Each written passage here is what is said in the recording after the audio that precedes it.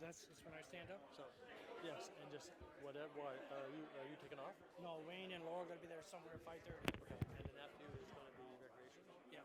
I phoned Mitchell back today. Yeah, I phoned him today. I said, "What are you doing?" I said, "We agreed this Friday." The 10. Okay. Yep. So just stand up then. You're going to ask to speak. Sort of go on second. So Frank can be here by 5:30. No. Okay. You're going to go. He's first. Yeah, You're second. that's right. Then we'll do planning third. And what about Paul Johnson's going to have to leave at 6:30? Okay. So why don't So you once mine? we're after planning? Yeah, so how do we do that? Just when they do approve of the agenda, Just ask that's if the I can time. move up to the fourth Yes. instead. Yes. Okay. They want to bump you to third.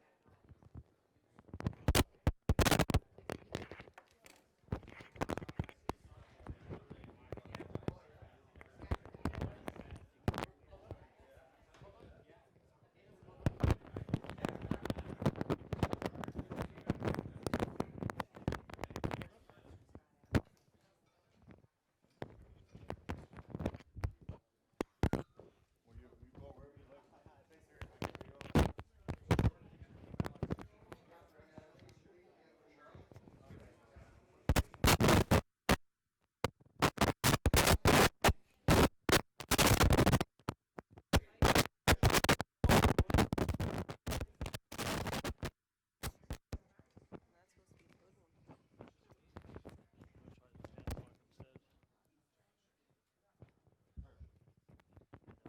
So, yeah. So it's down here. It's easier. Yep.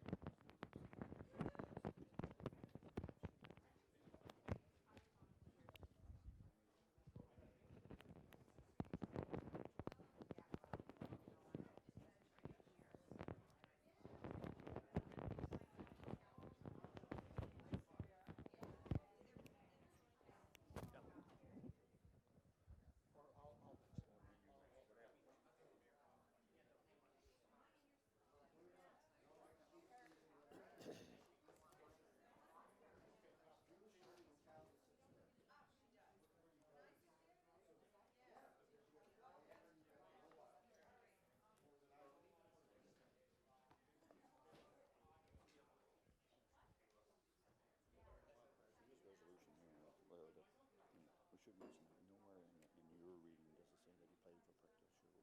He's going to speak to us. So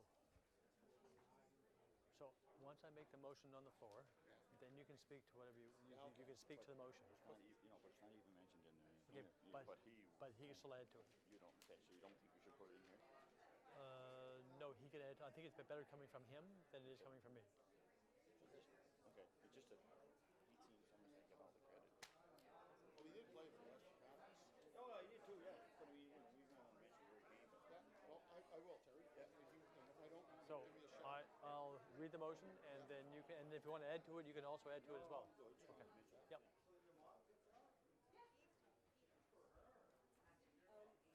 They sent me an alternate resolution for that 7173 Upper Prince Street, like that's that heritage building Oh, that they in want to case add to it it, but pass. they're rejecting it. But if Some people want to pass so it. right, so if it's rejected, then no problem. But if it's we go with an alternate resolution, it's approved, then this is the reading paper. Okay. Then actually, let me just see.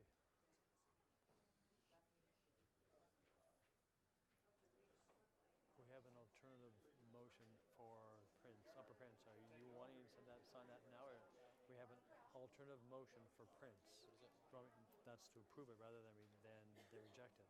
Correct. So we haven't done. So if you move it, I'll have to get or whoever. Then I'll have to get you to sign it. And are you moving it? Because it's prepared for you. But if not, we can. Whoever's going to move it, we can then change it. Okay. But we do have an alternative. Should you wish. Okay. Yep. It's all ready to go. Okay. Yep.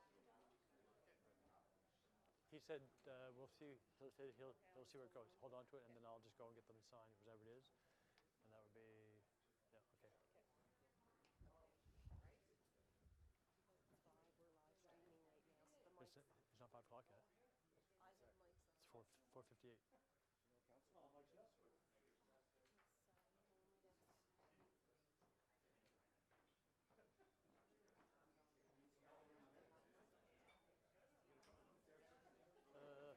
Worship.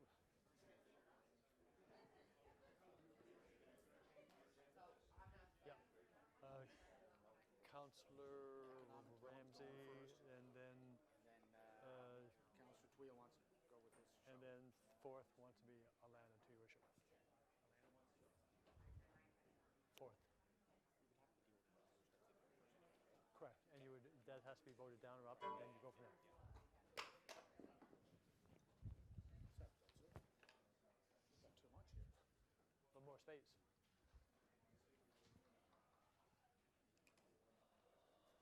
We're gonna get going here. Just make sure you're logged in, please. Log yourself in so that we can make sure that you're plugged in.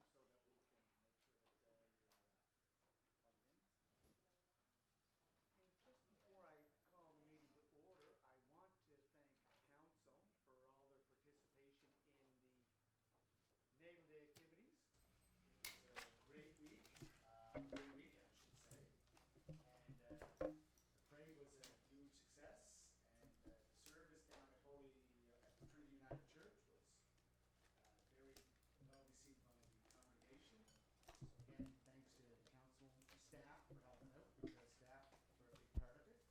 And for the first weekend in August, I think it took off quite well.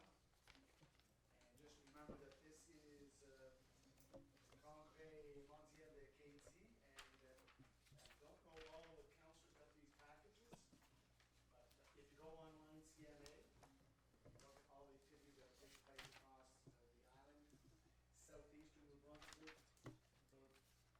We're projecting what, a little over 100,000 visitors throughout the week of festivities. So it's a great opportunity for the city of Charlottetown, Summerside, Mascouche, Tignish, all points of interest related to the Acadian culture. Any declarations of conflict of interest? I will have one under planning, Your Worship. Okay. Is a second reading for Lions Club. Okay, so when that comes up, Yep. please just read them, and you can use that side. Yep, thank you. We'll have to walk across the middle of the floor. Okay, approval of the agenda, we do have some changes.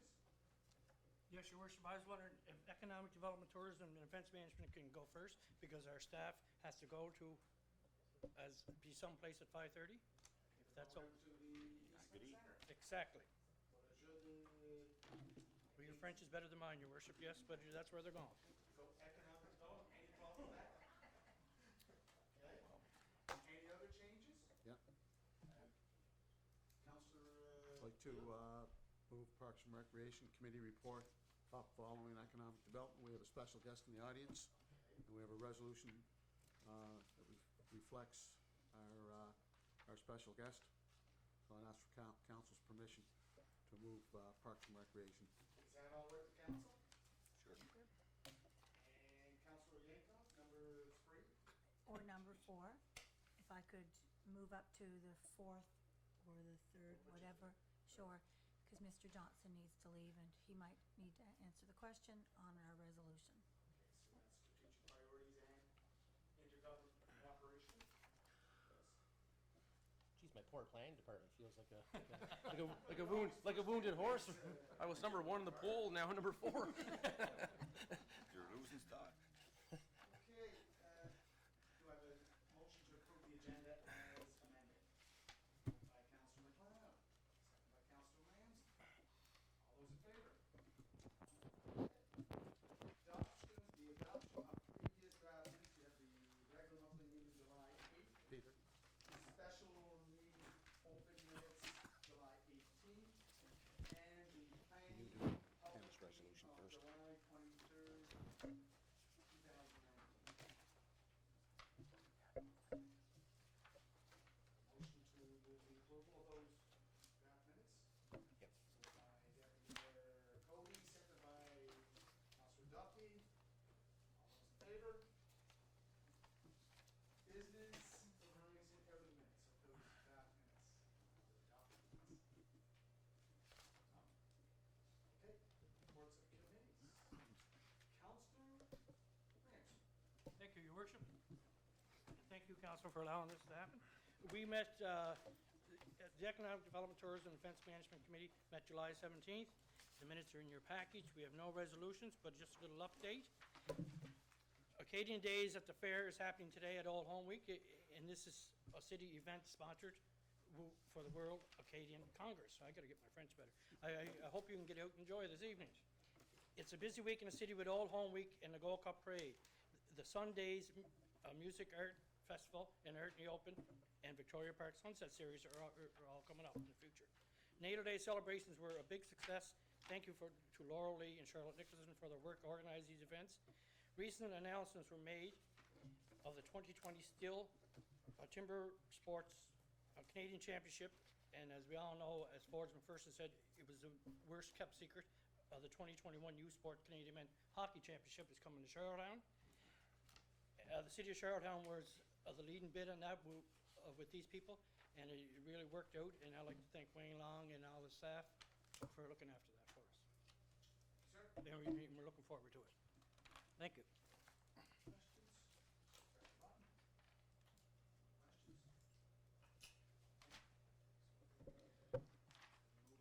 to the next item.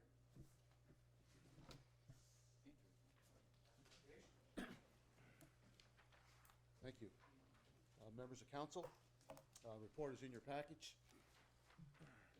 Volunteer of the Month Award for August as Chair Parks and Recreation and Leisure Activities Committee. I am pleased to announce the organizing committee of the Fiddler McDonald Memorial Baseball Tournament as our volunteers of the month for August. This year marks the 15th anniversary for the annual Mosquito AAA tournament. This event is held each year on the third weekend of July in his memory of James Fiddler McDonald, one of Prince Edward Island's greatest ball players. Fiddler was legendary in the maritime baseball circles in the 1930s and 1940s. He is best remembered for his amazing pitching feat in 1936 when he struck out 24 batters in a 9-inning game. This year, the tournament featured 10 teams, with 5 of those from off-island, and featured for the first time in the history of the event an all-island final with the Eastern Express Mid-Isle Cougars. Games were played at the City and Kiwanis Field in Victoria Park. Congratulations to the host committee on a very successful weekend. Your recognition as August Volunteer of the Month is very well deserved. The report's in your package. I'll do my best to answer any questions. What's that? You do. Thank you. Thank you, Your Worship. Thank you, Councillor Twill. Just a quick question with regards to your report. Last month, I brought up the topic of outdoor volleyball courts in Charlottetown, and you were supposed to take that back to your committee for discussion. Reading through the minutes, I don't see any discussion that took place. I'm just curious if you have an update. We have discussed it internally. We're gathering information. Before I can put it on the committee's agenda, we need to explore what the options and the possibilities are, so we can have a thoughtful discussion that's well researched and well informed. So when that takes place, then it'll be coming to the committee, and then from committee to council. Hope that answers your question. Thank you, Your Worship. Thank you, Councillor Twill. Actually, I was told that the information package was sent to you by an individual with a lot of information. All the research has been done, costs and everything else. Did you receive that report or the email last month from the gentleman at the province? I can't think of his name. But he sent it to a few councillors, but he did send it to you guys. Did you receive that report? I received the report and I responded to that gentleman. Okay. And as I stated, that we would take that information back to Parks and Recreation staff, when staff has an opportunity to look at that report, but gather further information. It's nice to get that information, and we thank the gentleman for bringing that information forward. But we need to get as much information as we possibly can and have staff look at it. And once again, I'll reiterate, when staff feels that we have enough information, then we'll bring that information forward to the committee so we can have a thoughtful discussion with good information, so that we can formulate a game plan from there, and then from there bring that game plan to City Council for consideration. Hope that answers your question.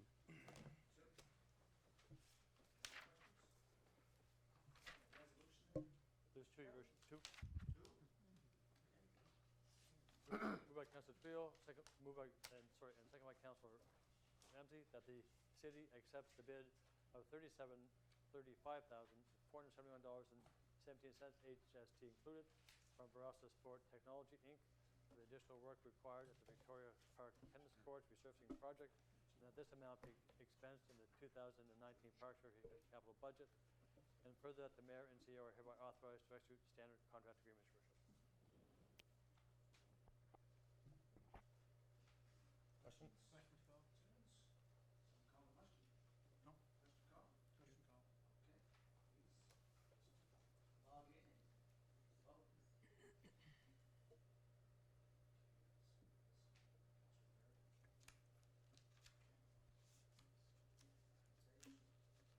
Your Worship, moved by Councilor Twill, second by Councilor Ramsey, whereas Josh Currie began his competitive career playing for the Summerside Western Capitals and then moved on to playing with the PEI Rocket.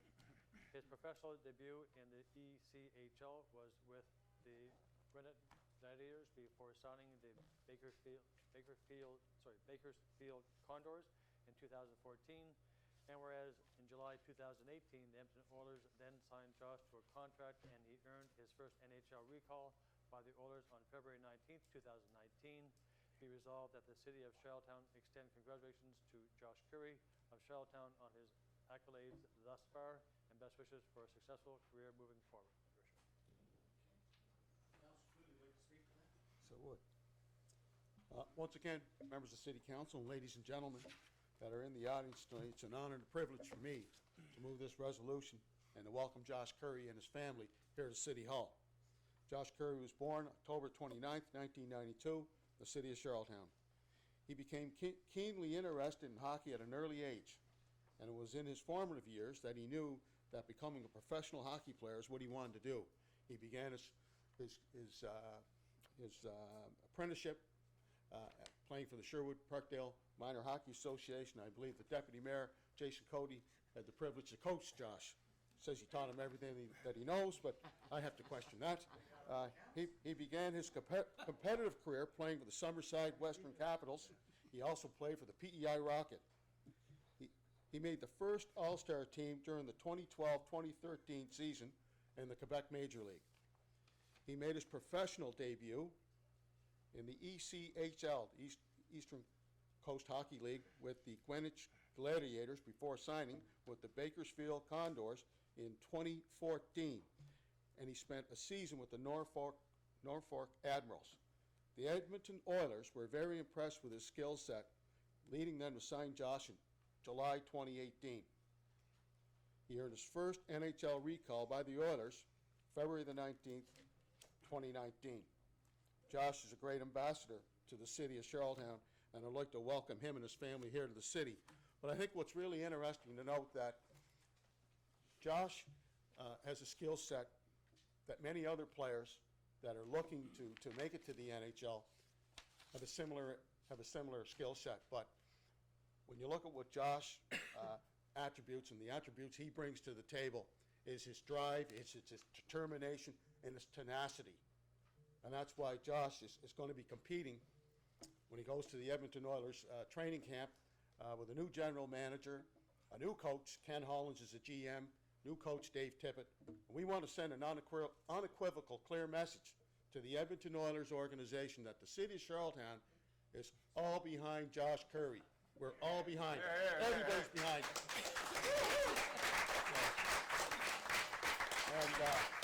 And if it's okay with City Council, I'm going to invite Josh and Stephen and Janet to come forward, and we're going to take a picture. Just 1 second, the motion's still on the floor. Motion to pass. Josh wants to take the photo op. But just to add to that, Josh is one of those guys that never gives up. That's right. He must have went to Prince Street School. Anyway, That's the same attitude. And I appreciate that, Josh. And I did see that first goal on NHL there. It was a great goal, and you look quite excited. And I know Mom and Dad were pretty excited too. So. Councilor Twill, agree with everything that you just said. that's your first time. First time. That's the first time you agree with me. You might learn something. Any other comments? No questions called. Okay, question call. Should be an easy vote. Oh, we can figure it out.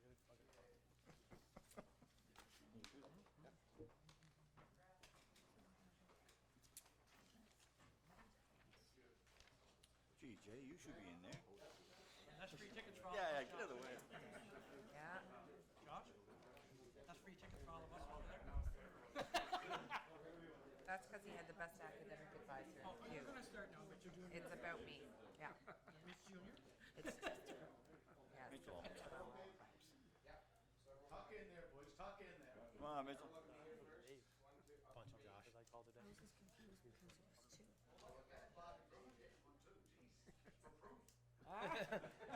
There is residence. I also want to mention Josh plays a 200-foot game.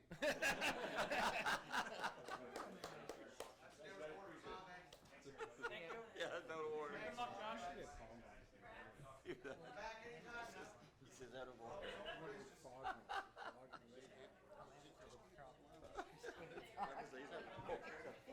Oh, hates it. What happened to the gym? Alana hates it. So you okay, Lana? That's right, we need to. Yeah, why not? Why not, Terry? Yeah, you did a good job. Doesn't always have to be done on his own. Nope. We should put a sign there. Just as technical difficulties, just give us a moment. I thought we were Yeah, so Frank, if you're presenting, you can use that mic. We're all done with you, right? He put this on top of mine. There's some more stuff that we have to do. There's all questions. Make sure you can hear us. Mike's again. Thank you, your worship. Thank you.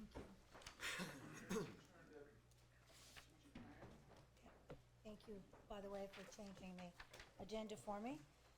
Strategic Priorities and Intergovernmental Cooperation Committee met on July 31st.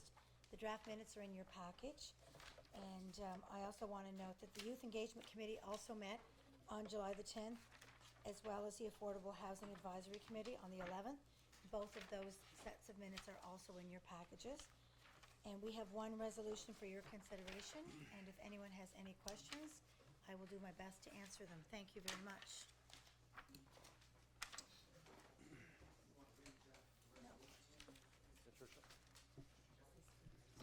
Your worship, moved by Councillor Yankoff, second by Councillor Vard, that as per the conditions of the request for proposals on engineering services growth management strategy, including water and sewer master plan, the best ranked submission of CBCL Limited in the amount of $499,100, taxes extra, be accepted, your worship. Okay, question call. Question call?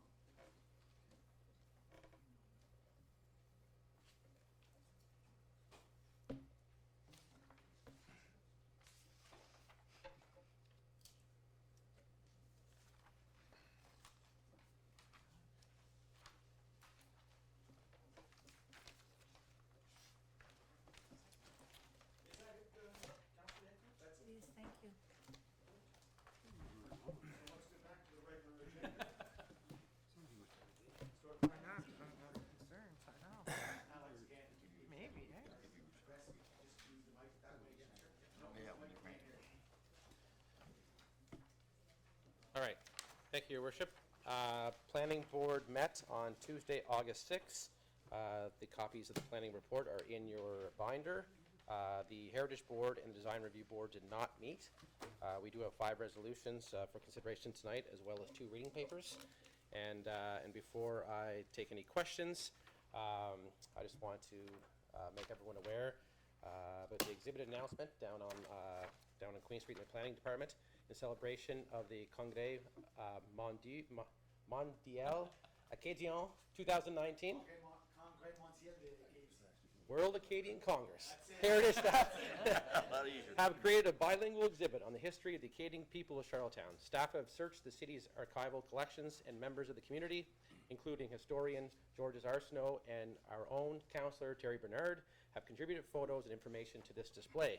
The exhibit includes a variety of historic images, including one of the first Acadian mayor, J.E. Blanchard, a number of historic maps, and a few agriculture artifacts. Please stop down and view the display in the storefront windows of the Planning and Heritage Department at 233 Queen Street. The exhibit runs until September 16th. Again, Natalie Munn does an amazing job. She told me today that the amount of people stopping by to take a look, drop in and ask questions is pretty phenomenal. So again, if you get a chance, please take a look. Thank you.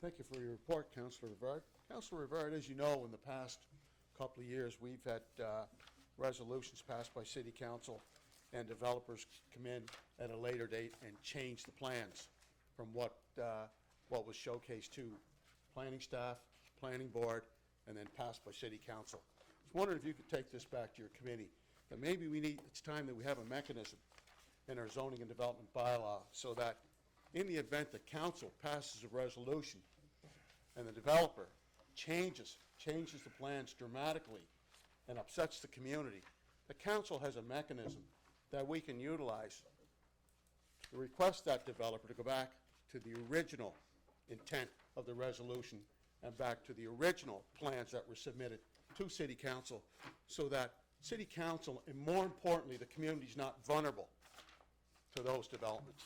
So could you please take that under advisement and take that back to your committee? Yep.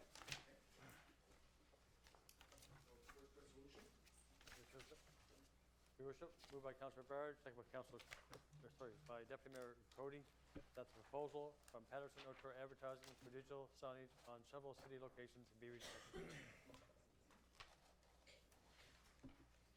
Question called.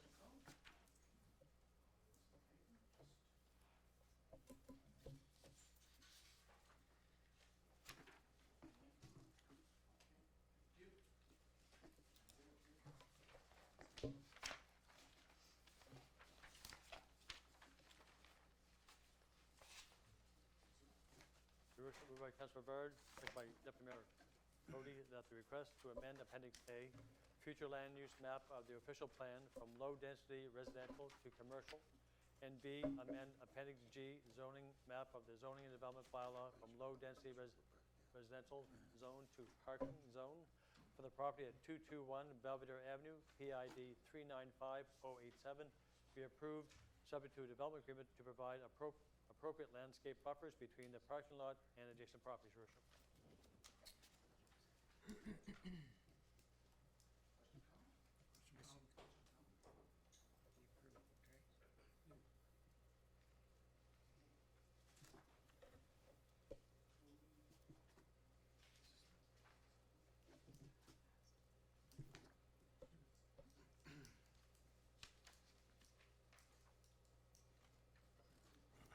Your Worship, moved by Councillor Bard, second by Deputy Mayor Cody, that the request to amend Appendix A, future land use map of the official plan from low-density residential to medium-density residential, and B, amend Appendix G, zoning map of the zoning development bylaw from low-density residential zone to the medium-density residential zone for the properties at 71 and 73 Upper Prince Street, PID 683748 and PID 359521, in order to construct 6 additional apartment units to create 11 units apartment building, be rejected.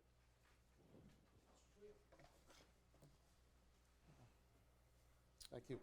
First of all, I want to welcome the residents from Upper Prince Street and Walton Drive. Thank you for being here tonight. I want to thank the Planning Committee for listening to the concerns that were expressed quite clearly at the meeting at the Charlottetown Hotel. As I stated that night, the message is loud and clear. And I can't thank the Planning Committee enough for respecting the views of the lifelong residents that live on Upper Prince Street and Walton Drive and do an incredible job looking after their properties. So, thank you.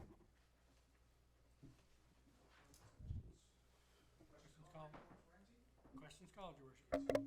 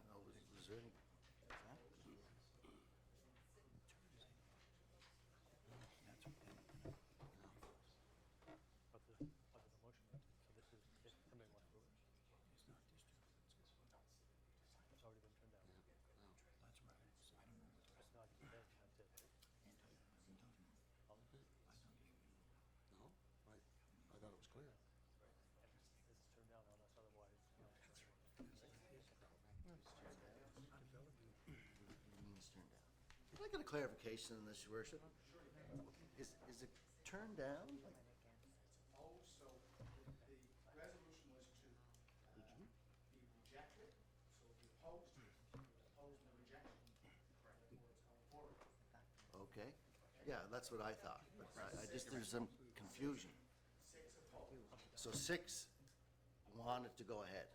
Okay, They oppose the rejection, so Okay. it goes ahead. okay. Can you sign this then, please? So another resolution has to be entered to accept the amendment. Okay, point of clarification. Just one second, hold on. And your name? Let me get this.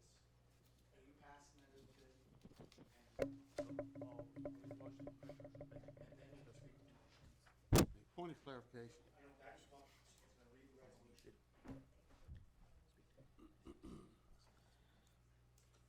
We'll do the other one. Read, answer. Yes, Your Worship. This one we have. Your Worship, moved by Councillor Byrd, second by Councillor McCabe. That's a request to amend Appendix A, future land use map of the official plan from low-density residential to medium-density residential. And B, amend Appendix G, zoning map of the zoning and development bylaw from low-density residential, R2 zone, to the medium-density residential. There are 3 zones for the properties at 71 and 73 Upper Prince Street, PID 683748 and PID 359521, in order to construct 6 additional apartment units to create an 11-unit apartment building, be approved, subject to the signing of a development agreement that requires a design review of the addition. The maximum number of units permitted on the property will be limited to 11 long-term rental units. So approve means accept. Councillor McLeod, did you hear that? Is that you? Yes, yep, yep. Thank you very much, Your Worship. I just wanted to explain why I was in favor. Basically, I felt that Prince Street has a lot of traffic issues, parking issues, but I do feel that this project, that didn't come into play for me. I felt that the gentleman was providing, the developer was providing enough parking spaces on the street, and also the great need of affordable housing. I felt that it also is a good project for Prince Street School. Anytime we can pull families in closer to a school is a good thing, and so that's why I have agreed to or voted the way I did. So thank you very much, Council. Councillor Byrd, is that what you're? Yeah. Thank you, Your Worship. Just to piggyback, I guess, onto Councillor McLeod's comments. For me, I mean, when at the public meeting, we heard a lot of concerns around the traffic piece, which is no fault of the applicant. But the one thing that was concerned as well was the look of the house as it is today.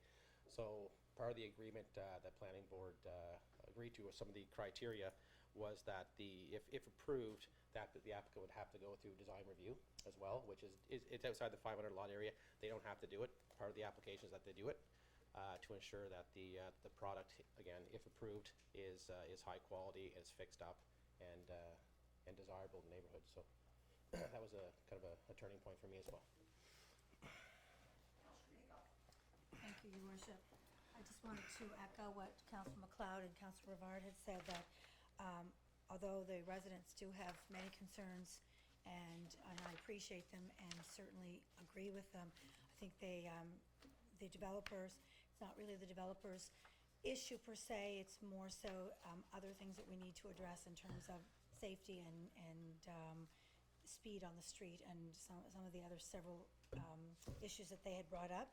And the other part is the development agreement, where the developer is in agreement to ensure that these 5 additional units are long-term. Six are long-term, and the other thing is that it's going in front of the Design Council for review. So thank you. Thank you, Worship. You did hit my button, Your Worship. It was about 10 minutes ago. No, I asked to speak. I asked to speak in a point of order, and you didn't give me that privilege. I can certainly wait. Yeah, I'll wait. Thank you. Councillor Ron, can you just press the button again? Go ahead, Councillor. Thank you. Well, I guess you could say that I'm totally shocked. Planning Committee recommended rejection. You bring the resolution in, and then you vote against the Planning Committee to approve this particular project. The residents on the street made it loud and clear at that public meeting. If we're going to have public meetings, then we should be listening to the residents. It's not just the traffic. It's not just the parking. It's too much stress on the street. Okay? The street now is overdeveloped. And the residents made that unequivocally clear. I don't know how many times they went to the mic and stated that. Time and time after again, they went to the mic and said they did not want the development in this neighborhood. Okay? So you have residents that lived in that street for well over 60 years, and I guess what they have to say and the taxes that they have to pay doesn't hold water. You know, we're just going to fluff it up and say, well, it's really traffic and it's parking. And yeah, they're all legitimate concerns, but there's a whole global amount of things that are happening on that street, and there's too much stress on that street now. And it's great for the councilors that don't represent that ward to say, well, here's what we're going to do, and we're going to have a design review. Design review is a moot point. Okay? We weren't talking about a design review. We were talking about respecting the concerns that were expressed by the residents that live in that community. I'm disappointed with you, Chair Rivard, to bring in a resolution to reject it, and then do an about face, and approve, now pass a resolution, or to pass a resolution, or vote for a resolution to approve it. Thought the understanding was around here that the councillor who represents a particular ward, when views and concerns come forward, we try to appeal to that councillor out of respect for the residents, and the councillor trying to do his job. But now we're being blindsided. The community's being blindsided. They attended the planning board meeting. They were assured that with the rejection that came forward from the planning committee, that this would just be a routine thing and it would pass by city council. But no, we're going to blindside the community. That's what we're doing here tonight. We're blindsiding the community. We're not taking into consideration their concerns, very legitimate, very important concerns that they've had to put up with for X number of years. This street wasn't built for all this development. They made it clear.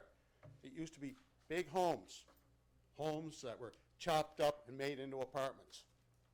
How much more do they have to take? No, sir. No, sir. No, we're just going to do a little end around here, and we're going to approve this development. And one of the residents had to say, well, we gave you your shot at Charlottetown Hotel. I don't know why we're having public meetings. I really don't know why we're having public meetings, asking the residents to come out, participate, send in emails, say, here's what we want, council, here's what we don't want. That's all about citizen engagement, empowering the citizens. Consultation, collaboration doesn't mean a darn thing when you turn around and pull a stunt like this. Thank you, Councilor. Councilor Vaughn, just a second, please. He was late. Yeah, no, Councilor Rivard, you're next. I appreciate that, Your Worship, Thank you, Councilor. but I think Councillor Tweel said everything I want to say, so thank you very much. Thank you, Your Worship. Wow, I guess I'm a little bit in shock, Councillor Tweel's making this personal, because it certainly isn't personal. I chaired the meeting. I didn't have a vote at the meeting, as you're aware, so I didn't do any kind of, I don't know what the term was used, was roundabout or whatever it was. End around. End around. End around. So I chair a meeting. I don't vote, so I'm not sure how the councillor believes I did something like this. So I think the councillor owes me a public apology. Secondly, Not happening. Secondly, is that planning staff have also recommended for approval. So we have professional planners who have made the recommendation to the committee to approve. It's in your report. So this is not something that we just kind of concocted, I guess, in the planning committee room. Yeah, there's resident members in there that vote, but at the same time, the recommendation from the officials at the city, the professionals, was to approve this application. So I don't think there's any thing going on that's sneaky or blindside or anything like that, because again, we had professionals who did it. The professionals came forward and said no, and the committee said no, after a public meeting said no, and then we said yes, sure, but that's not the case. As for the apology, just one second. As for the apology, we'll deal with that later, but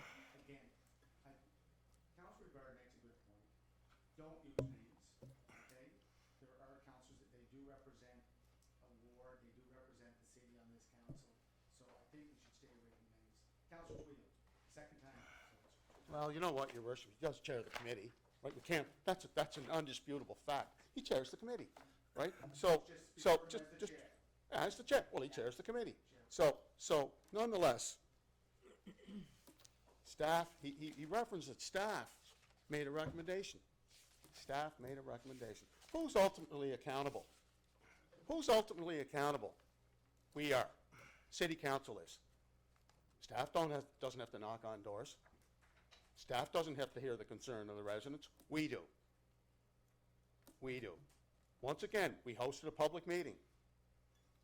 Was there anyone in that room besides the developer that was in favor of this development? I don't know, what, 1, 2, 3, was there anyone else in that room? There was no one else in that room that was in favor of this development. Nobody. And with all due respect, the developer doesn't even live in the city. Now, of course it doesn't matter. What about the residents that live in Upper Prince Street and Waltham Drive and Upper Hillsborough Street that are paying the taxes, being good citizens? Being darn good citizens. This just blows my mind. This blows my mind that this turn of events is taking place. And yes, it is an end around. Thank you, Councilor. Any more comments? Councilor Ramsey, did you call the No, question? I'm good, Your Worship. Call the question? I will now. On question called. Seconder, is that what we have to be voting? No, we did that again. What's that? Okay. Go ahead. So you're all allowed in, please vote again, and this is to approve it, correct, sir? What is this, what is this? What's this one before To you? approve, To to approve. approve. Yeah.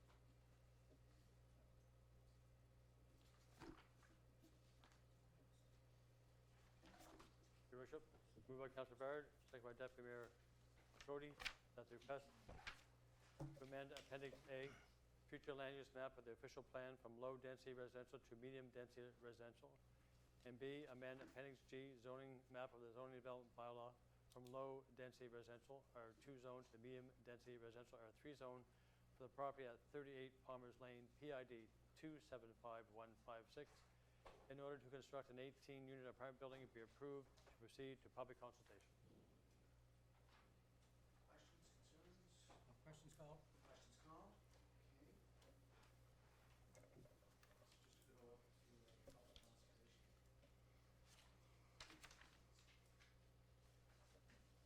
Twill? Yeah, I got a question. Oh, you do? Yeah. Just, we're voting. No, I got a question. So the questions called, sir? Questions called to vote.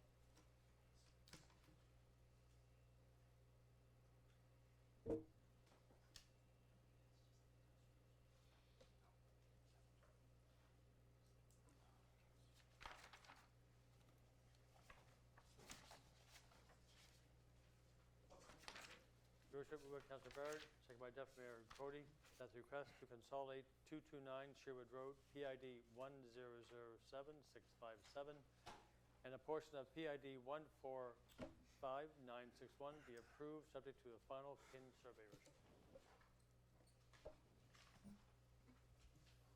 Question? Questions, concerns? Question called? Question called. Question called? Please vote.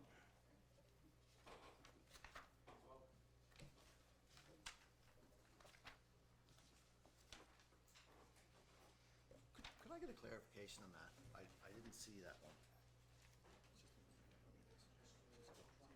Oh, okay, I did see that one, yeah, great.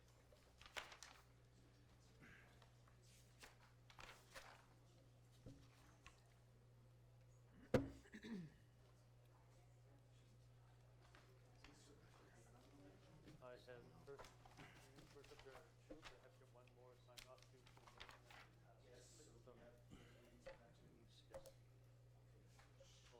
So I'll do the first one first. Your Worship, moved by Councilor Barrett, second by Deputy Mayor Cody. Sorry, this is to adopt bylaw PHZ2.2017, a bylaw to amend the zoning development bylaw to rezone the property at 221 Belvedere Avenue, PID 395087, from low-density residential R2 zone to parking zone, and be resolved that the bylaw to amend the City of Charlottetown zoning and development bylaw PHZ2.2017 as pertains to 221 Belvedere Avenue, PID 395087, as attached, be read for the first time. Your worship, moved by Councillor Barrett, seconded by Deputy Mayor Cody. This is where you can speak. Anyone wish to speak on this? It's the first reading, correct? Shall I carry? Carrie.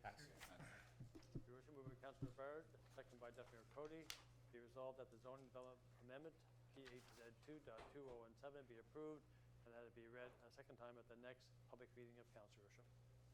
Shall I carry?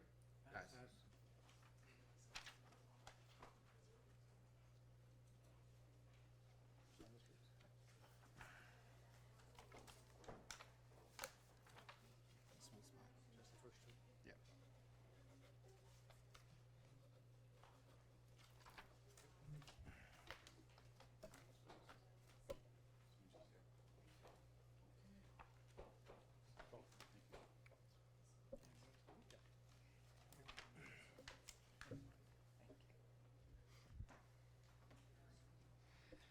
Your worship, to adopt bylaw PHZ2.2-018, a bylaw to amend the zoning and development bylaw to rezone the property at 71 and 73 Upper Prince Street, PID 683748, and PID 359521 from low-density residential R2 zone. Point of order. Point of order. Go ahead, sir. What's Yeah. your order? What are we doing here? Anytime you amend the bylaw, Right. you do a first and second reading. So we're doing a first reading tonight? Yeah, you do it. It's in the new MGA, new Municipal Government Act, under the procedural bylaw. Yeah, new changes. Yeah, good changes, great changes all the way around. Sir, Good for the residents. Yes, sir. Your worship, to adopt bylaw PH-Z2.2018, a bylaw to amend the zoning and development bylaw to rezone the property at 71 and 73 Upper Prince Street, PID 683748 and PID 359521, from low-density residential R2 zone to the parking zone. Be it resolved that the bylaw to amend the City of Charlottetown zoning and development bylaw PHZ2.2-018 as pertains to 71 and 73 Upper Prince Street, PID 683748. just 1 second, Mr. Kelly. I don't think we're going with parking zone. Right. No, we are going with parking zone? Your worship, again, the CIO just asked me that, and I thought we were on the previous one, so that would be from low density R2 zone to R3 zone. Yeah, parking zone is for parking. That's why I asked the question. We're not creating 6 spaces. It's supposed to be. Parking. So it's to the R3 zone. So it's in the resolution. You just gotta take. Well,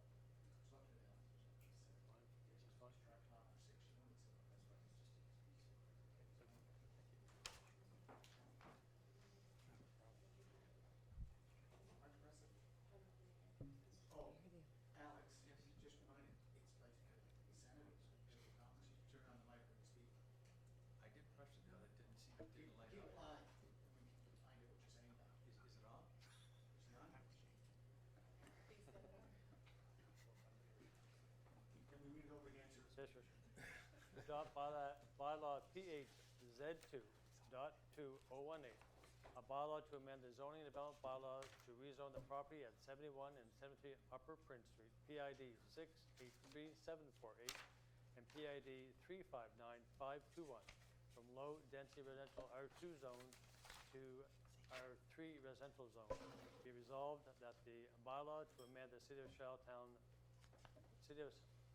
zoning and development bylaw, PHZ2.2018, as pertains to 71 and 73 Upper Prince Street, PID 683748 and PID 359521, as attached, be read at first time, your worship, moved by Councillor Barrett, second by Councillor McKay. Any discussion? This is your first opportunity, first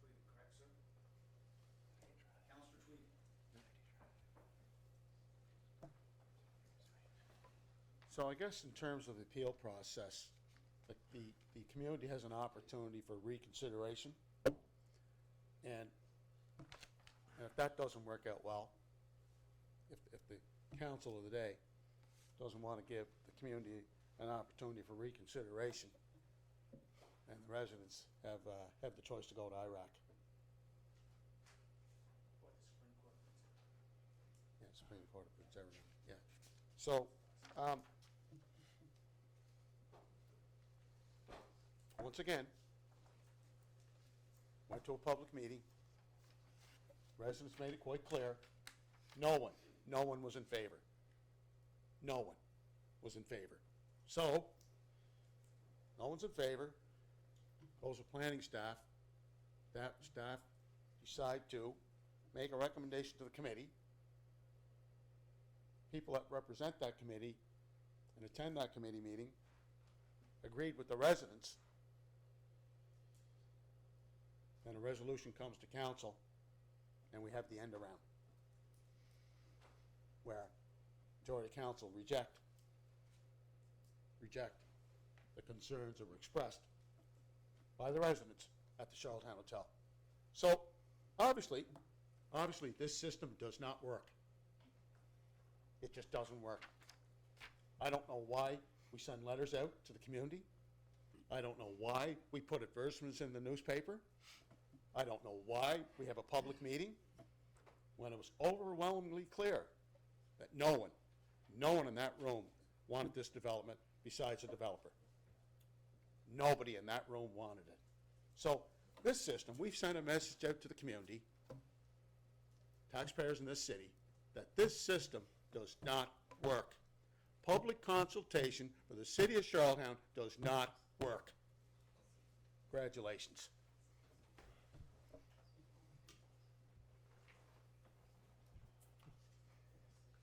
Shall it carry? No. Shall it carry? No. So can you just please raise your hand if it shall carry so we can see? And yes, 6. And against or opposed?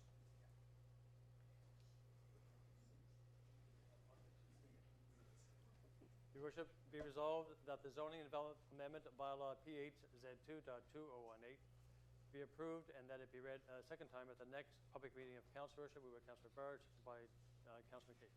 Shall it carry? No.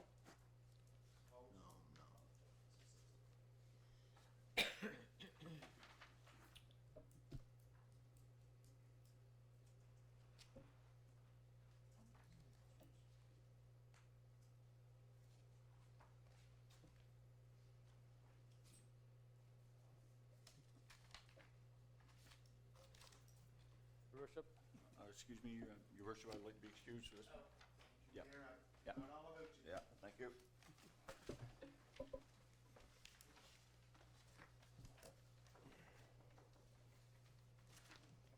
Your worship, whereas the bylaw to amend the City of Charlottetown zoning and development bylaw P8Z2.2016 as it pertains to 7 Alliance Crescent, PID 278721, as attached, was read and approved a first time on July 8th, 2019.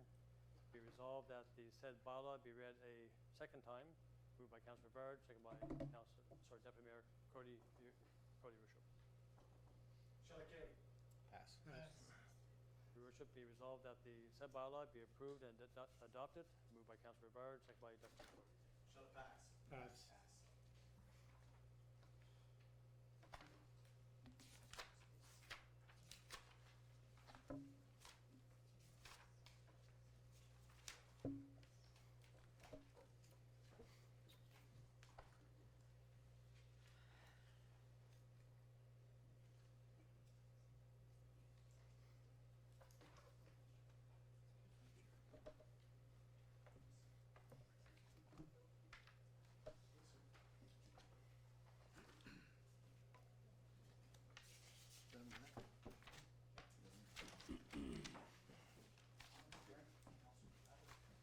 Is that it there, Councillor Rivera?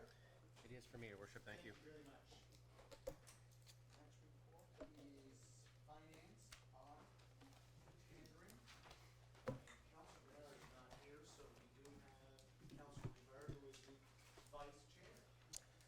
Thank you, Your Worship. Finance, Audit, and Tendering Committee met on August 7th. Again, the package, or the minutes are in your package, and there's 2 resolutions for consideration. And if there's any questions, I'll do my best to answer, and if not, then I'll be handing it off to Mark or...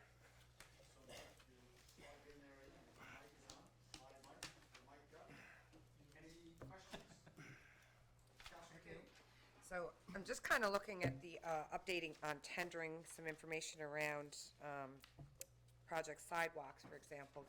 We've heard nothing about, are there going to be any new projects done this year? Are the tenders out for new sidewalks? Are we going to have discussion about sidewalks? And my second point that I'm curious about is also our ditch infill program, because I've been asking about ditch infill for my area. The response I received is basically we are using, in 2017, they approved design at that time of streets to be infilled. During 2018, a number of the streets were infilled, the remaining streets that were designed in 2017, so 2 years ago, we're completing those this year. But I'm confused, because I thought in our budget we passed for more ditches to be approved this year. So if we're kind of 2 years behind, are we going to set up any more guidelines for like our sidewalks and our ditches, and where are we with this and what's happening? And I also want to know the process and criteria for selecting the areas that we are deciding upon. That'd be public work. So some of that, I think some of your questions, thank you, Councillor McCabe, I think some of your questions are public work questions. They probably. And you know, I can speak maybe to the financial piece. The sidewalk, I'll refer to Mark. The ditch infill, I know that we have, and again, Public Works can speak to this better, but I'm pretty sure that we have a bunch of ditch infill projects that have been engineered from the past, and each year, again, like you said, this last budget year, we approved a certain amount of dollars to be used. We go back to some of the engineering plans that have been done over the last couple of years. Engineering plans are always done a couple of years ahead. We approve the budget for, and they pick from. How the selection, I'll leave it to Public Works to answer, because I'm not sure how the selection process is. I can ask that same question again in a minute. Yeah. Thank you, Worship. Thank you for your report, Councillor Vard. I know you're not the chair of Finance, but I have a number of questions here today. It's basically for Finance and for Council. As you're well aware, everybody in Council here, I've been asking for the management letter regarding the 2017 audited statements for the last 8 months. Last month, I produced a letter outlining my requests because I feel that there are a number of outstanding issues that Council has not been made aware of. I did write the CO and Mayor on July 17th, reminding them that I wanted these documents, and once again I'm here for probably the 8th month in a row asking for information regarding the city financial statements, and I didn't get them. I have a couple of questions, and I hope you can answer them. You're not the chair, but you were on Finance for the last 5 years, 4 years. And I'm not picking on you. You were only on Finance for 1 year? Yeah. Okay, so maybe you're only been here for a couple of months. I don't know who I can put this to, but here we go. This question relates to procurement. The former chair and current chair of Finance, he's not here. I'm sure he's aware that of the city's procurement policy that requires all procurements of goods and services to be subject to a tendering process if the amount is $25,000 and over. And I think we passed one here tonight that it came back. Something needed more money. Council came to Council and we approved it, which is the norm. Council will recall that we awarded a tender for the boardwalk down by Friendly Pharmacy, and then there were some project issues that arose, and the Parks and Recreation Department submitted a request for approval of the additional cost, and Council passed a resolution approving the additional work and costs. The change in scope of work was approved by Council, as it should have been. The Municipal Government Act requires Council to pass a capital budget, and we did. We allotted a certain amount for street resurfacing. Any change to Council's approved capital spending plan has to be approved of all of Council. So if we say we are going to spend $1 million on paving or equipment, then we want to spend more we have to have council has a resolution to approve this. On Thursday, May 24th, 2018, at 5:30 p.m. here, at a special meeting in council, council passed a resolution to award a tender for street resurfacing Package A in the amount of $965,528.27. And we also approved Package B for $900,069.29, all the taxes included. This resurfacing project was tendered in accordance with the city procurement policy. At this time, council approved a specific listing of streets to be resurfaced as identified in the tender documents. Information was recently provided to me in my mailbox noting that Package A was almost $1.9 million. This would be almost double the amount that had been awarded by tender and which was approved by council. This overspending on paving appears to be approved, maybe by the CAO. This issue and several other spending issues, including, it came out this week, the Rod parking lot, was brought to the attention of council in late January 2019. And it was at that time that I had asked for an external review of City Hall, but my call was voted down 7-3 by a resolution. You know, and that was on February the 5th. It is my understanding that the CAO does not have the authority to approve such spending, and this work should have gone to tender, just like everything else, and been approved by this council before any extra work would be approved to proceed. And my question is, the MGA and the city policy has been broken here. You know, almost $1 million of taxpayer money has been sent without council's approval. Under whose authority was the almost extra $1 million of paving done? You know, who approves this? Did the Public Works Committee approve this? Did they direct this spending? Did the former department head approve it? Or did the CAO instruct the department to spend an extra $1 million without authority by this council and in violation of the MGA and city policy? I don't know if you can answer that, Councillor Rivard. It's a lot. Thank you, Councillor Duran. I can answer. The first question was around the management letter. The committee, as my understanding, the committee did agree to have council come in, special meeting, to review the letter, and of course Mark can explain anything any questions that council has. That was agreed upon at the committee. As for the other question, yeah, I wouldn't. That could be referred back to If you're okay with it going back to the committee, unless someone can answer that question here, but I certainly don't have the info to answer it. And I don't want to put Mark I understand that. in any kind of position, but he will be at this meeting, and I don't know if the chair set a date yet for that management letter meeting. All these items, right, Mark? That's correct. Will be dealt with, right? Because I think we've already, we discussed some of them already. We discussed the management letter and response to staff. We had a brief discussion regarding the other item that Councillor Duran discussed tonight, and we can bring that to that meeting as well. Is that all, Councillor Brown, you have a follow-up? Well, I have a follow-up here. You know, Your Worship and council, I've been doing this since, you know, we first got elected. I wanted everything looked at so this council moving forward can take a look at the finances here, and if they're okay and everything's being on the up and up, and all the procedures and policies are being approved, then we'll move ahead. You know, it's also brought to my attention that there's other unapproved capital expenditures, maybe in water and sewer, park aids, hotel expenditures, like free, you know, I know this didn't happen overnight, but that's like $1.5 million of lost revenue towards the city. How do these things continue to happen? I know we bought a lawnmower for someone.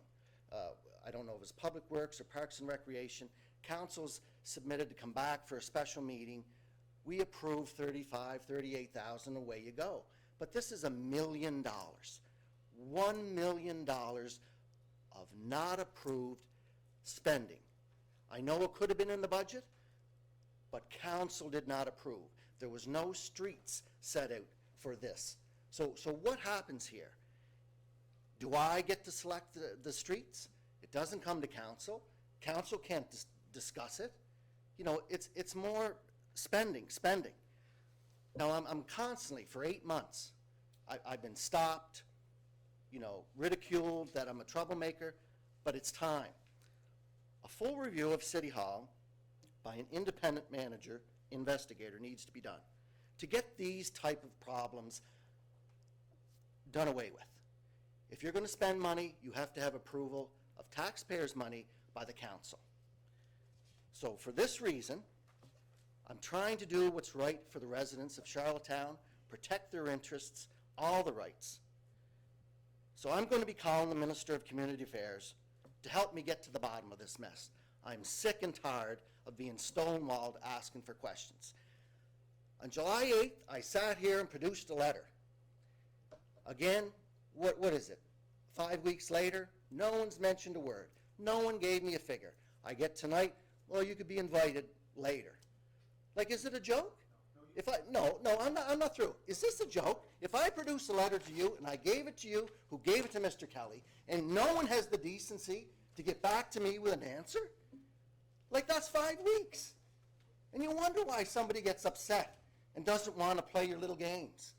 You know, this is serious business.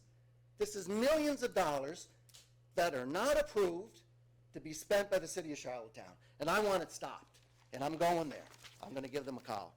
I have the papers, so I'm sick and tired of it. I think in terms of contacting the minister responsible for municipal affairs is an issue that would have to be discussed by council. But again, we will look at it. We've already said that there will be a meeting. It has been agreed to. And any council that wishes to come to this finance committee meeting can come to the meeting and we'll go over everything that you or anyone wishes to raise at that meeting. Specifically, the manager. Correct, Councilor Rivera? Who are you talking to? Councilor Rivera? Yeah, okay, that's fine. that was discussed, that was agreed to, yeah, by the committee. So we will be doing that, Councilor. But no one told me. No, Right. because we just met last week. We just covered the meeting and we wanted to make sure that we had all our ducks, everything in line so that we could follow up. And nothing's in the minutes, right? Nothing's in the minutes about that. No, So because you wonder why I get upset. It was a closed session. Okay. That's all. But don't you think, I mean, really? Can I respond? Don't you think that, you know, we have to get this under control? Openness, transparency, accountability. But soon as someone says that here, you know something's going on. Like, how does this happen? That's what, you know, I'm not standing here like an idiot. You know, these things are being done without council's approval.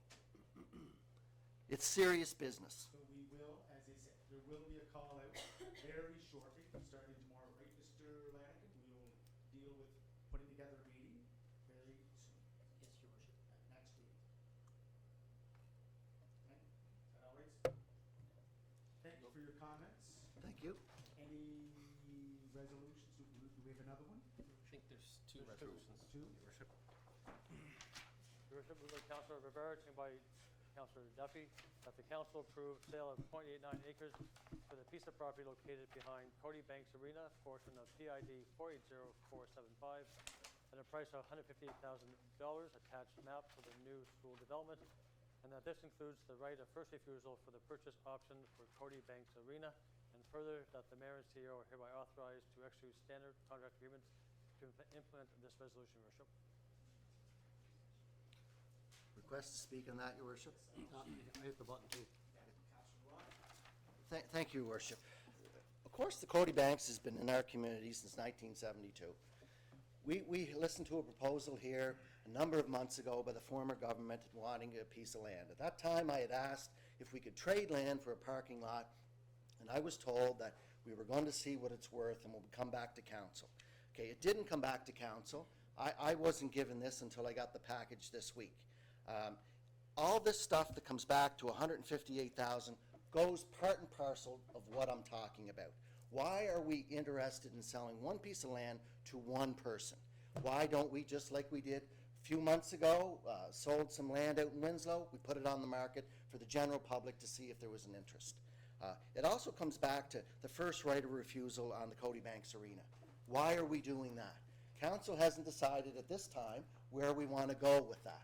You know, council has decided, like, for the last 3 or 4 years, Councilor Tweel and I, we worked to keep these rinks in the community. Nothing's changed. So why all of a sudden we're hit with this? This is another issue that council is not aware of what's going on. And I'm very disappointed in it. So, Councilor Braun, let's go back to the presentation by Parker Grimmer, Tyler Richardson, both TIE, Tyler Richardson is with TIE, Transportation Infrastructure Environment. Parker Grimmer is the director of Public School Branch. There were no politicians here. All they wanted to do is that they want to build a new school. Sure. And they made it quite clear, you were at the meeting. Yes. You asked the questions, they needed this space. So if they don't have this space, it's going to be difficult to build a new school. That's why that's what they say. Am I wrong in saying that? That's what I heard. That's, Yeah, go ahead. yes, I understand that they needed some space the way they wanted to build their school. Right. That's why I had said at that time, could we not trade something for a parking lot? And then we were told at that time that they were going to get a price on, see what it was, and we could come back to council for general discussion. That's what I remember. I didn't remember that it was gonna come right here to a resolution, that we sell the land to whoever is here and give them first right of refusal on the Cody Banks Arena. That's what kind of threw me for a loop here. Well, again, they need the land for the school. Yeah, I understand Don't that. have the land, Yeah. can't build the school. And I think that school dates back to 1952 or maybe 55. No, a little later than that, I think. But you could be right, I could be wrong once again. Before Prince Street. Yeah, Anyways, okay. I know that for sure. Probably you're right. So, as for the first right, was there supposed to be something about the land transfer, or did we get any information back from TIE? The issue of that, Your Worship, that if by chance Cody Banks ever come up for disposition, then the province just asks that they have the first right. What about land in lieu of this transfer, of this sale? Did they get back to us? We had it appraised, Worship, they had it appraised, and this is the option that you can vote. I mean, you know, I don't know what to say about it. I can't support it. I mean, this wasn't discussed at a meeting of council. We just get it here, so, like I said, I'm disappointed with it, and I'll be voting against it. I understand they need the land, but you know, we want to keep the community with the rink. Councilor Twill. Well, when we had the meeting with Parker Grimmer and Tyler Richardson, the issue of Cody Banks Arena had come up, and there was options that were available to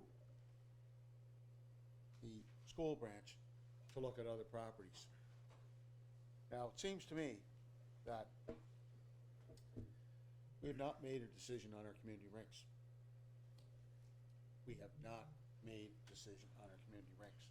So, if the community states that they'd like to have that community rink rebuilt in that community, then what are the options now? So by approving this, does that preclude a new arena being built in Sherwood so that they can maintain the facility and venue in their community? Which, if you go back in time, the residents, when they raised the money, they went door to door, raising the money, $100 here, $100 there. And the community came together to build that facility because they wanted a rink in their community. Sherwood, Parkdale, and of course, outside the city limits support it, and has been a mainstay staple in that community. So I think before we agree to selling property, we need to do our due diligence by determining what are we going to do with our facilities first. So we haven't made that decision. We haven't held those discussions. And now we're selling a valuable piece of land to the school branch for a brand new school. I understand they need a new school. I'd like to help them, but We're in the rink business. That's what we're in. And it was also determined that Cody Banks Arena has a longevity of another 5 to 7 years. And so what does that do in terms of planning if we wanted to build a separate ice sheet at Cody Banks in that particular community? So does that mean now with the new school, does that preclude us from building a brand new arena there?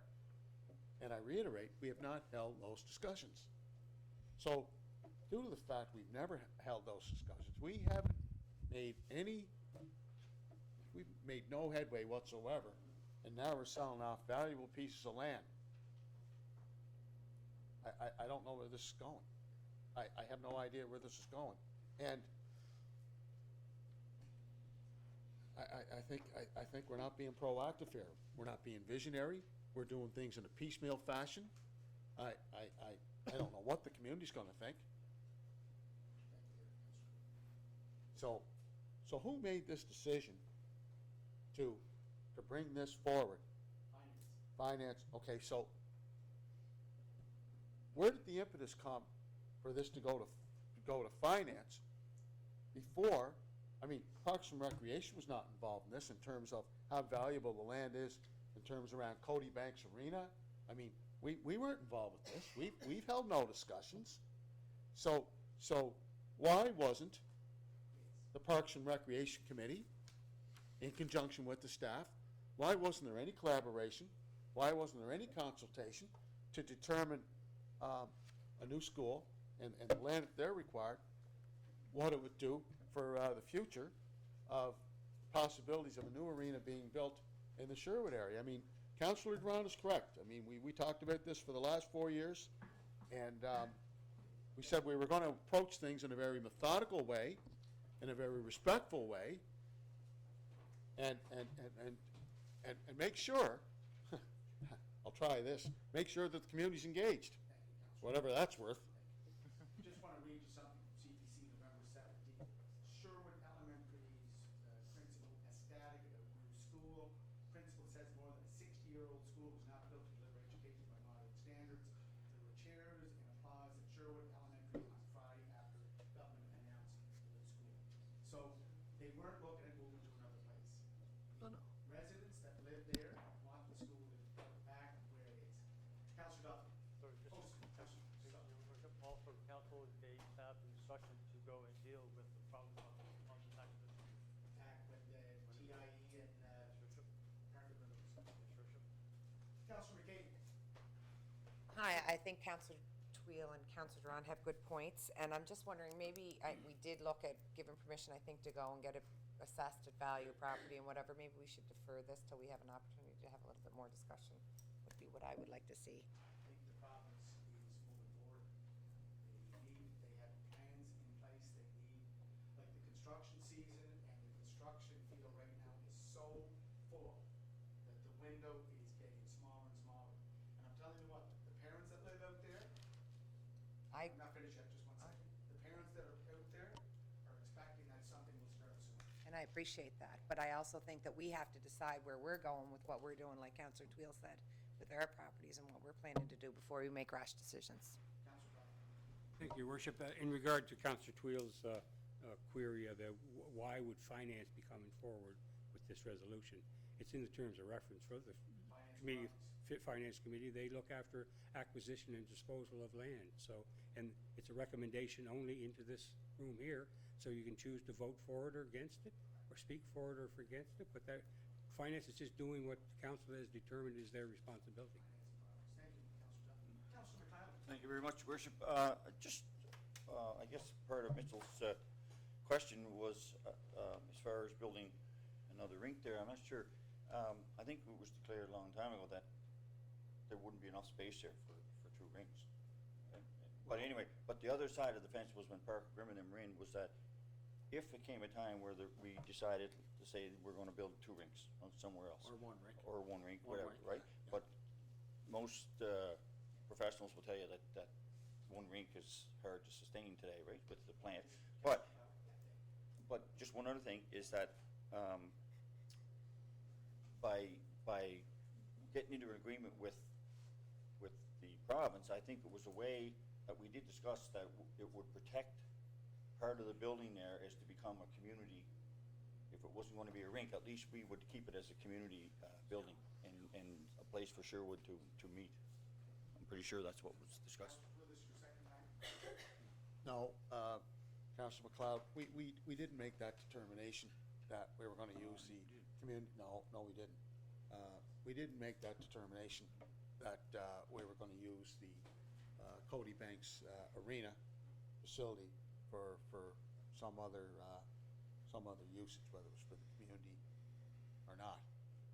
Again, the Parks and Recreation Committee has not made a decision with respect to whether we're gonna twin an ice pad there at that particular site or build one and build one at Simmons, Long Canoe Pool. I mean, we have not made that decision. I mean, if we have, then I must have missed it. So we haven't made that, and I appreciate what you're saying from the chair, Your Worship, but we have a mandate to construct and build recreational facilities here in this city. And if you can partner with the province, well, we can partner, but I mean, we shouldn't be playing second fiddle to what the province wants on a site that's very important to the city of Charlottetown.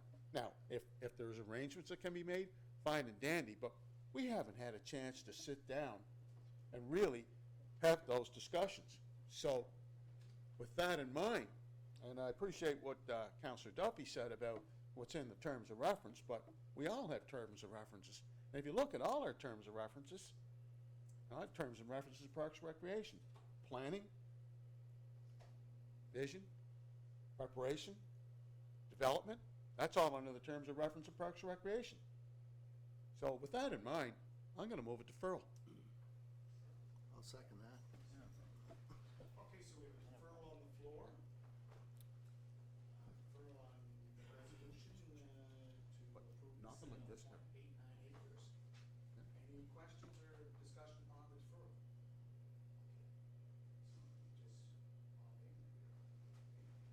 So this is on the deferral of resolution number 1 for financing.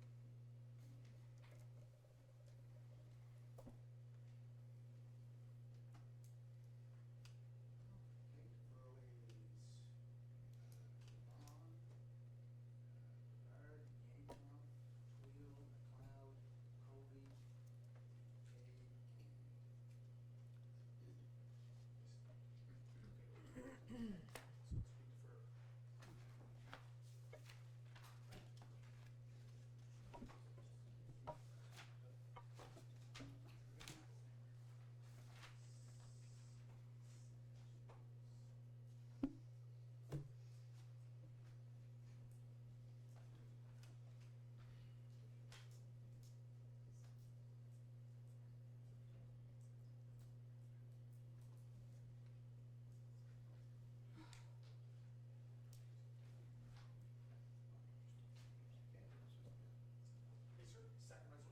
Worship, moved by Councillor Barrett, second by Councillor Duffy, that the council approve the reallocation of the Fitzroy Street Bike Lane project funding, $1,006,500 to the active transportation connection pathways, and that the city has contacted the province requesting to recapture the portion of $545,000 of the Fitzroy Street Bike Lane project for funding for the active transportation connection pathway initiative.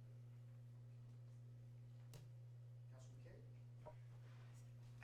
I'll apologize because I went off on my rant to finance for Public Works, but it was about pathways that I was looking at, and I think that's great that we're looking at extending our pathways in the city. But what I'd like to do is make sure that we have an opportunity in council to discuss areas that they are going to put into consideration for these pathways, so that it's not something that's predetermined and it comes back to what everyone's talking about tonight, but that we have an opportunity for discussion. Question call? Oh, sorry. Councilor McLeod, go ahead. Just to answer Councilor McCabe, it's, yeah, so it came out of Environment and Sustainability. We had suggested that since this road didn't go, we wanted it to go back into active transportation. So the process would be to give it back to finance and then So this is where we are now, and there will be a greater discussion on where it goes, for sure. I just want to make sure you're aware. Thank you. Questions, comments?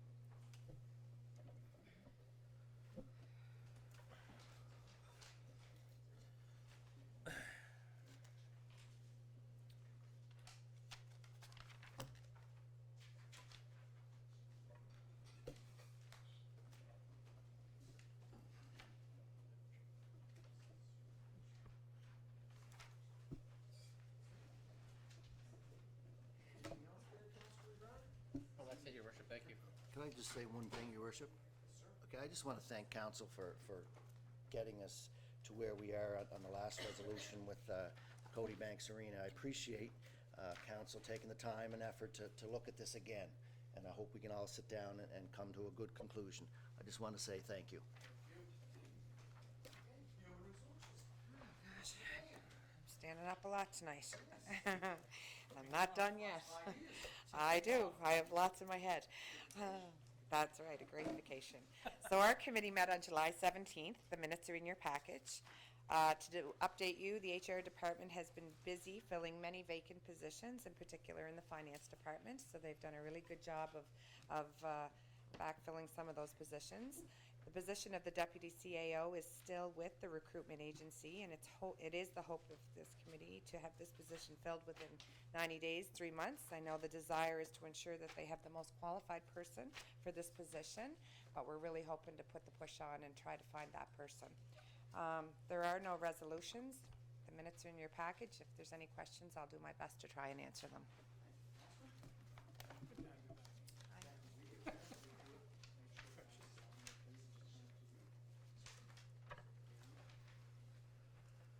Any questions, concerns?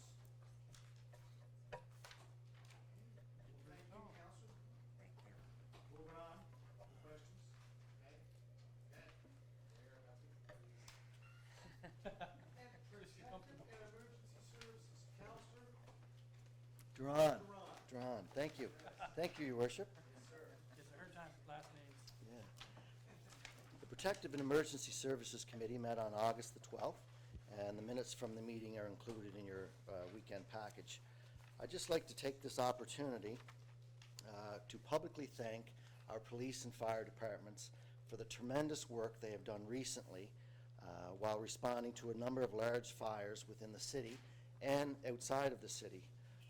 The quick reaction to service and the bravery that these people show in the line of duty is greatly appreciated by the people of this city and by the people in this province. Both departments have had personnel put their own lives in danger while responding to these and other calls, and have saved many people's lives while doing so.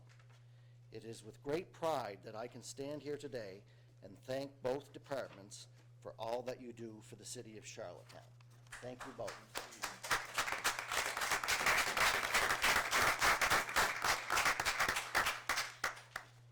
Now, I'm not going to ramble on, so if anyone has any questions regarding the minutes of our meeting, I'll try to ask them as best you can. Thank you. Thank you. Thanks, Councillor Duran, for your report, and actually, thank you very much to your department, Andy, for all that the firemen do. It's a very busy month. So following up on this, our fire inspector was in the paper expressing his kind of concern about how we can enforce the bylaw with, in particular, barbecues on decks of apartment dwellers, condominiums, and also the mulch issue. And I'm just wondering if there's any way at the committee level you can talk about how we can get that information out to apartment owners, condo management departments, or if we could be doing something as a city for some more education or reminders that barbecues on the deck is a bylaw violation, because I know a lot of my residents that live in the apartments are quite concerned that there still are barbecues on the deck, and the results of what we've seen on Harley Street makes them quite nervous. So if we could look at that at the committee level, or see what we can do for some public relations on that topic. Sure. That's a good idea, and we just touched on that at our last committee meeting. There has been a bylaw in place about the barbecues, but I guess we haven't, it takes an emergency like this that recently occurred for us to to go out and try to get an education process in place to tell everybody. I noticed myself driving around, there's more removed from the apartment, so that's a good thing. We'll certainly put it back down on our agenda for our next meeting, and we'll see if we can get an information package out probably in the next month or two to address your concerns. Thank you.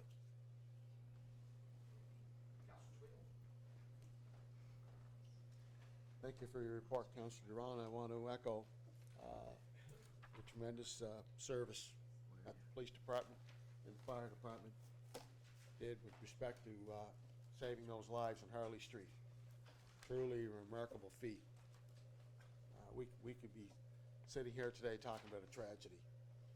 Our police department was there before the fire department got there and saved seniors, saved their lives. So I don't know what we can do to thank them, but I certainly want to thank them publicly.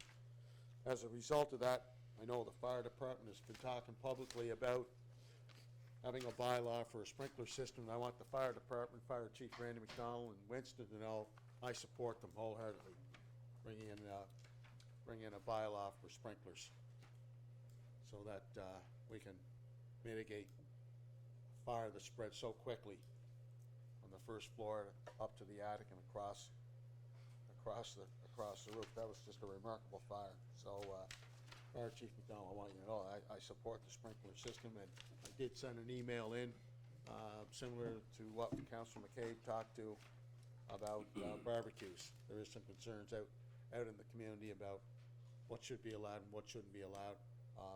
I'll wait to hear a response back from your committee on that. I do want to bring the council's attention. I recently attended a community meeting. I'll be attending further community meetings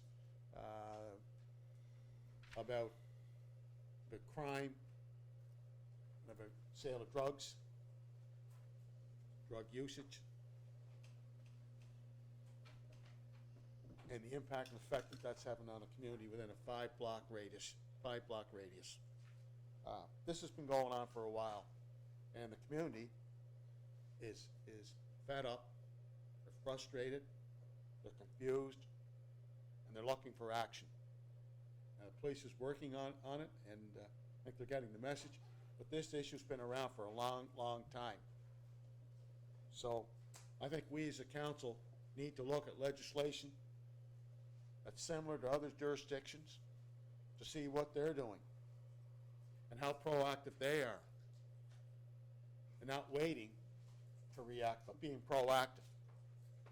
So we need to review that legislation and petition the provincial government so our police department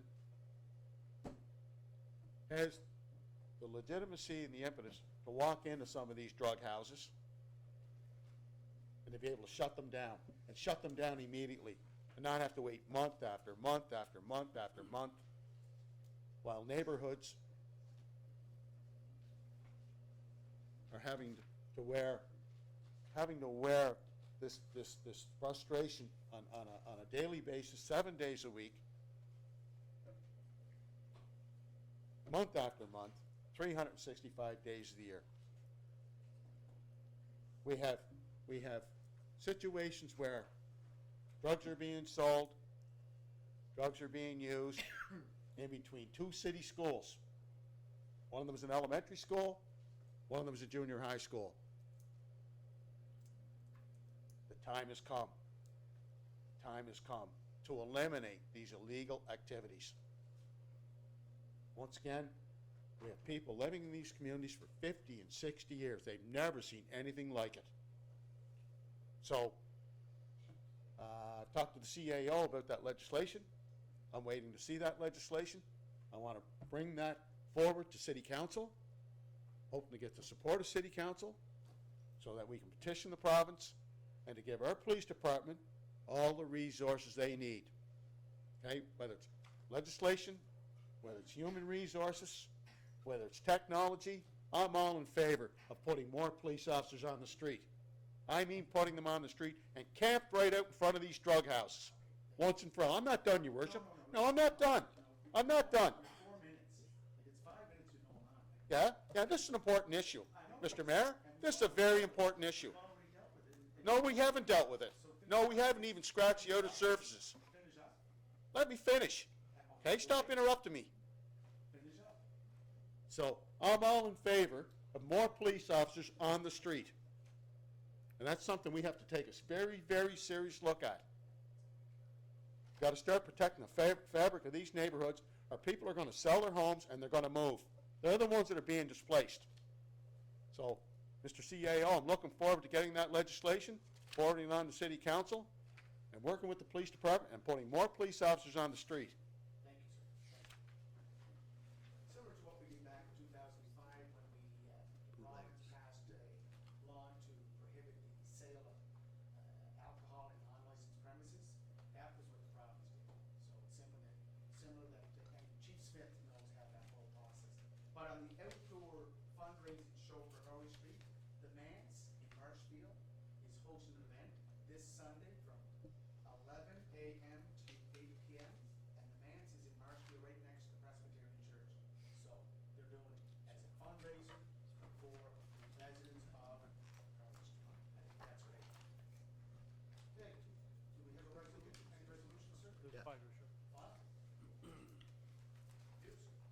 Your Worship, moved by Councillor Drawn, second by Councillor Ramsey, that the public works manager be authorized to demolish the buildings deemed necessary by a city building inspector and Charlottetown fire inspector, and remove any other materials, debris to clean up the property, dispose of the same, and do any infilling required to return the property to its original safe state at the owner's expense on the property located at 224 East Royalty Road, PID 192484, in accordance with the terms of the dangerous hazardous unsightly bylaw of the city of Charlottetown. Question called? Questions called? All those in favor?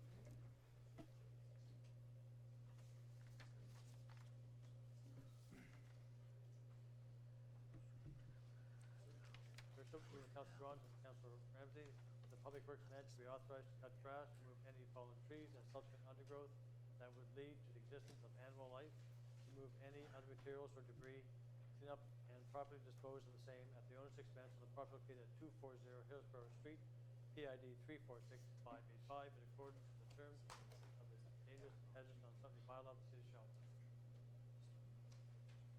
Question called? Question called? All those in favor? Opposed?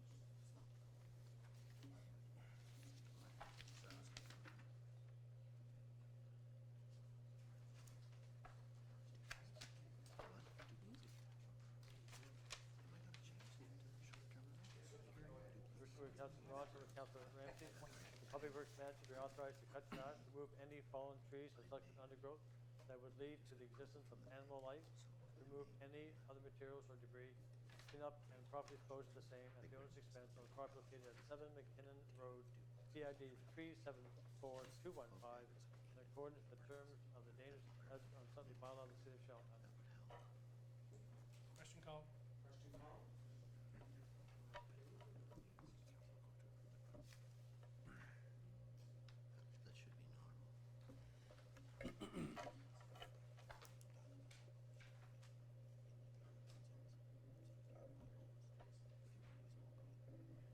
Moved by Councillor Drawn, and second by Councillor Ramsey, that the public works manager be authorized to cut grass, remove any fallen trees and subsequent undergrowth that would lead to the existence of animal life, remove any other materials or debris, clean up and properly dispose of the same at the owner's expense on the property located at 605 Upper Queen Street, PID 740894, in accordance with the terms of the dangerous hazardous unsightly bylaw of the city of Charlottetown. Question called? Question called? Okay, Councillor Ramsey. Yeah. Anyway.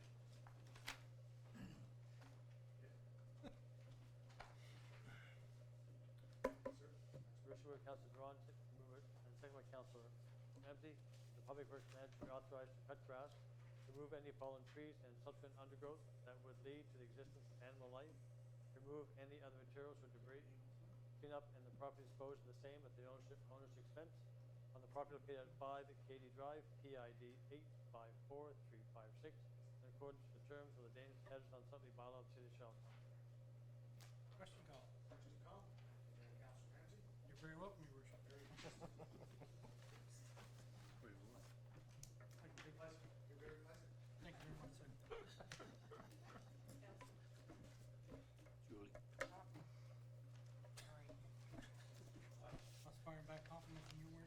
not even paying Doctor, holidays. You ruined it. Is that it there, Councilor Ron? Yes, it is, your worship. Sir? Thank you.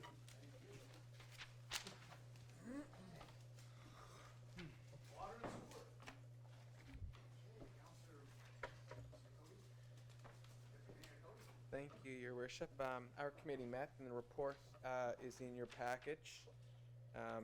I do want to say it's been a busy construction season, as I think we would all agree, and sewer and water's no different. I want to thank the staff for all their hard work and the individuals we have out on the field. It's a small team, but it's a mighty team, and they're busy and they're doing a great job. And I just want to say thank you. There's no resolutions, Your Worship, but if there's any questions, I'll do my best to answer them. Councilor Ramsey. Thank you, Your Worship. Councilor Cody, thank you for your report, and I just wanted to thank you again, now that they fixed the Nassau North River Road that was tore up since April.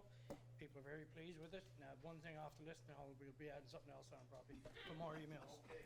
Thank you very much. Okay, Councilor Cleveland, you're on the committee, right? Water and sewer? You sit in the committee? Why in the committee? Okay, good. Answered your question. Okay, yeah, I do. Councilor Cody, last month I brought up the issue of whether Stratford has made the arrangements with respect to infrastructure, buying that infrastructure, and making plans to start the work. If they're going to go ahead with the work, I know that their work's going to cost twice as much now. So I don't know, sir, if you as the chair or Mr. McEwen as the manager of the Water and Sewer Department has an update, a status report as to where we're at with the sludge being piped over to the new treatment plant, where we're spending millions of dollars, taxpayers' money, to make that arrangement. So do we have an update?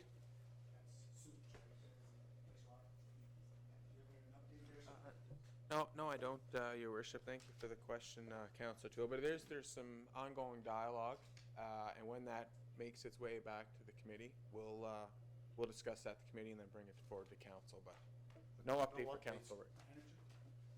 Do you have an update? Victor? Update? Turn the lights on. Turn the mic there.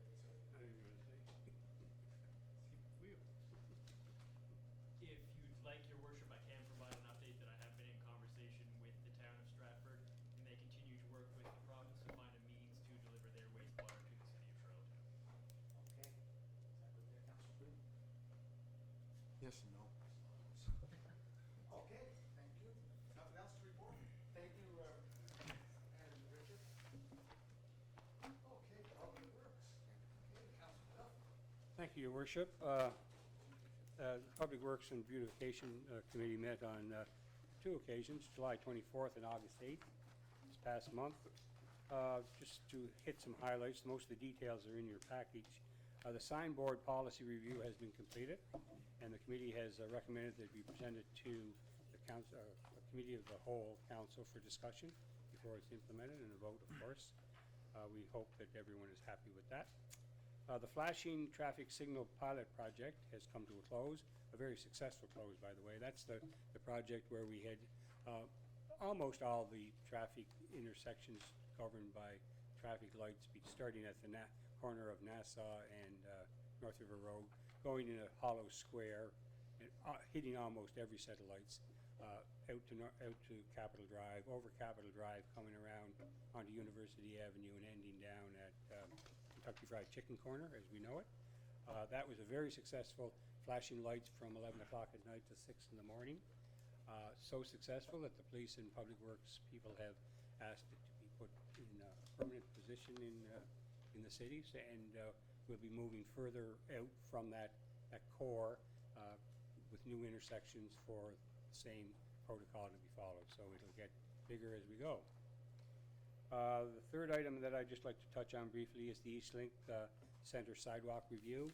As we all know, that pathway from the upper parking lot down straight to the front door, the Kensington Road door of the Civic Center, has been cut off by the Red Shores, the Red Shores organization. So we have to find a safe way, because merely going out on Kensington Road with no sidewalk on that side of Kensington Road is very dangerous for attendees at special events at the East Link Center. So Mr. Adams, our manager, has done some work out there, and we have plans to build a sidewalk starting at the crosswalk where you enter the Red Shores parking lot. That will go on the East Link side of Kensington Road from the crosswalk at East Shores entryway down to the front door, not at the front door, but parallel to the front door of the civics, of the East Link Center. That particular plan or project will cost between $100,000 and $125,000.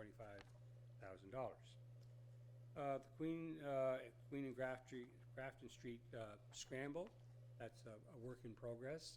We've discussed it at the committee. We've had a bit of press on it, both good and bad, of course. Mr. Adams and his staff are back out looking for more information we always want in the committee room to have the most up-to-date, accurate, and complete information when making recommendations to council. So Mr. Adams and his staff will be back for a visit, with that in mind. Additional street resurfacing, the committee has decided to go ahead with additional microsurfacing, or sealing, I should say, only. That list of streets to receive that treatment is in the package. It's not an extensive list because, excuse me, it's a fairly expensive project, but a very effective one.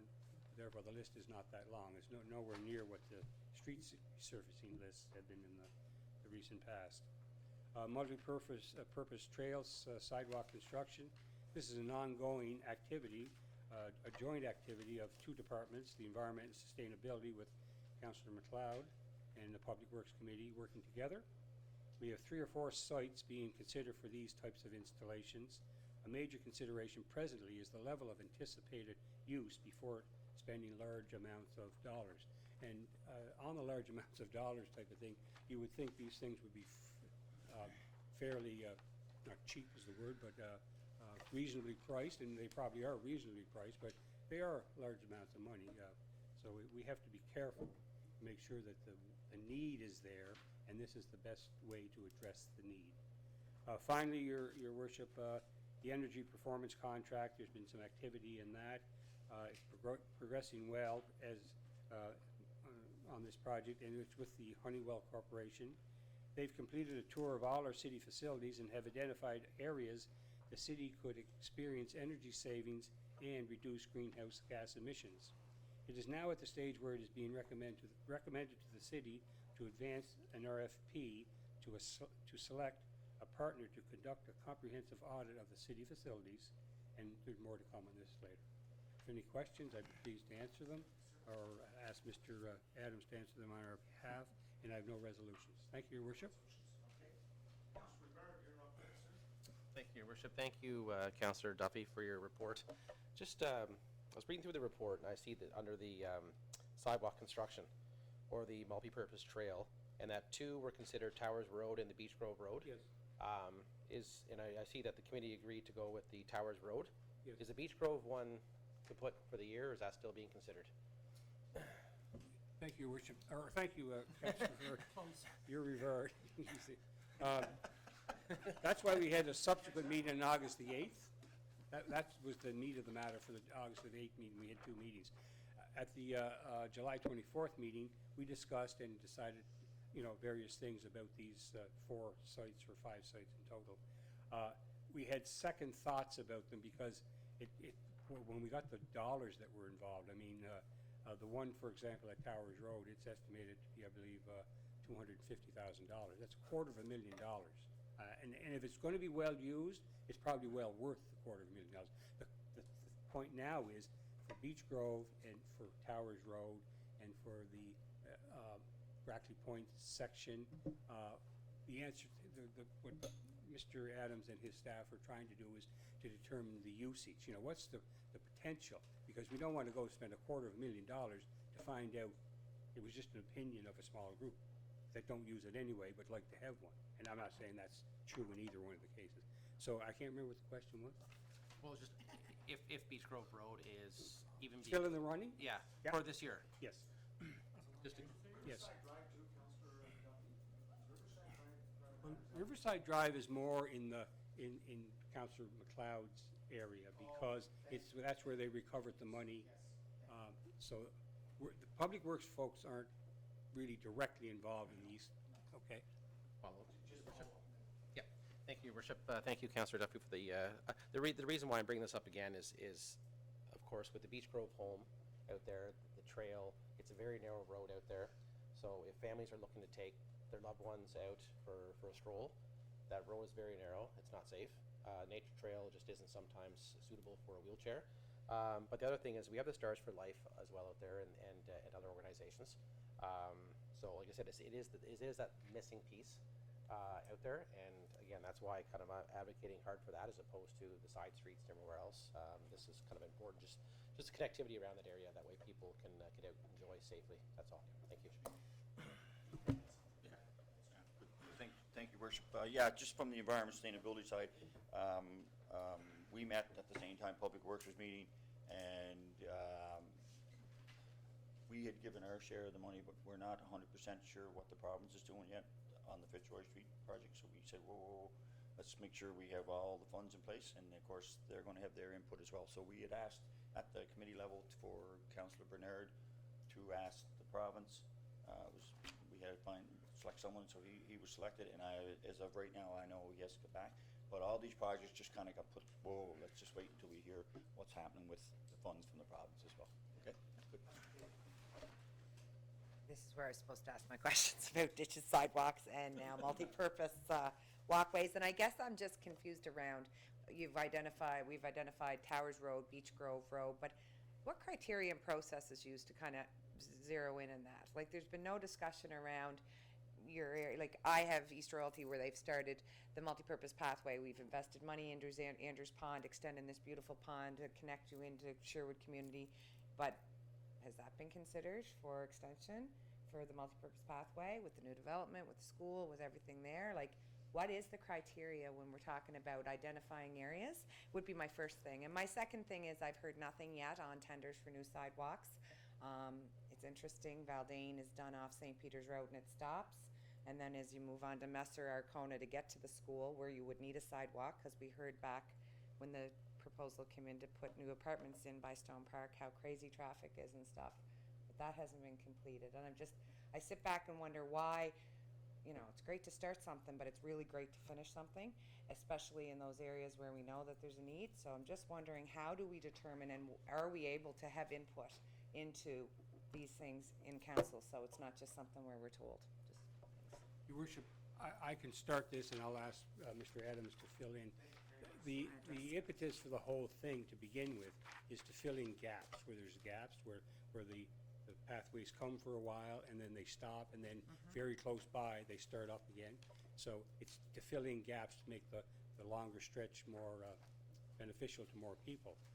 The other one, the rest of it, Mr. Adams, I'll have to ask you to address as far as how do you pick the ones. Worst is first, I think, would apply in a sort of a way the same as it does with streets, but I'll let Mr. Adams. Just before he does, though, I just want to say mine was started, and there can't be really worst when we have none. You can't assess that this is the worst sidewalk when there is no sidewalk. So. Your Worship, so we look at a number of different criteria, what council has asked us to review, our committee's review. Right now, our committee has brought forward the motion or to look at for the installation of that sidewalk. So we have a very limited budget as well, and some of these, they add up very quickly, as the councillor, or as the Chair Duffy mentioned. So we do look at those things and try to find out sections of sidewalk that we can fit in that we've had complaints or recommendations from from the residents, from councillors as well, and try to utilize our budget as best as possible. Because where we have limited number of dollars, we don't want to do a small stretch that's only halfway down the street if we don't have enough funds to get it down the street. So we look at all these variables when making recommendations to committee to what we want to bring forward for this year. What do you set aside for a contract for $400,000? I believe it's around 415,000. Councilor Kay, I just want, just clarifying that you said, so the committee kind of gives you the ideas where to look for your areas? Is that what you just said? No, Oh. we have had like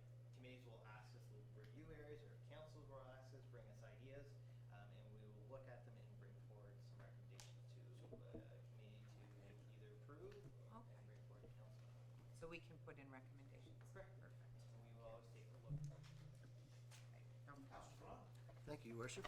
Just to touch on Councillor McCabe's question before, if a sidewalk section was approved, I think we have one in Centennial Drive by the Atlantic Baptist Home. The street is narrow, construction's going on there.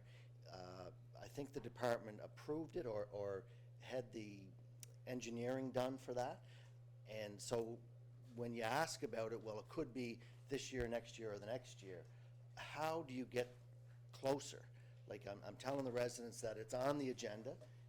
They're looking at it. They did the groundwork, but I have no idea when it's going to be completed. So is there any process that we could talk to that rather than say, okay, you're on the agenda, it's coming, but now it's not? So, that just concerns me. I don't know if I'm supposed to talk to you, Mr. Duffy, about this because it's kind of a technical type of thing, I guess. You could. Want to take it on, Counselor? or do you want to defer? I would defer to the manager.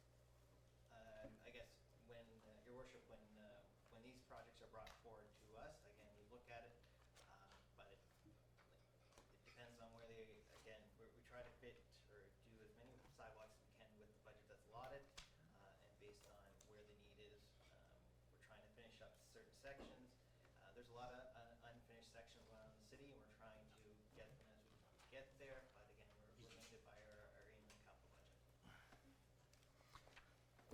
That's perfect. I guess that's something that council should look at. 400,000 doesn't get you too many new sidewalks, right? In 10 wards. I know downtown has 2 in each street, but I know where we don't have any, so. But thank you. Thank you. No, I'm good. Your Worship, can I just say, Your Worship, I thank council for the fact that, we had a budget. We talked about budget in January, February, and March. And I think it was March 21, we passed the budget in this room. Was it March the 22nd, 21st? 22nd. Yeah. So once that budget is passed, like, there's certain envelopes of money passed out for various things, whether it's for transit systems or ditch infilling or sidewalks or asphalt. That's a popular one. Like, we as a group voted to say, yes, this is what we'll spend on these various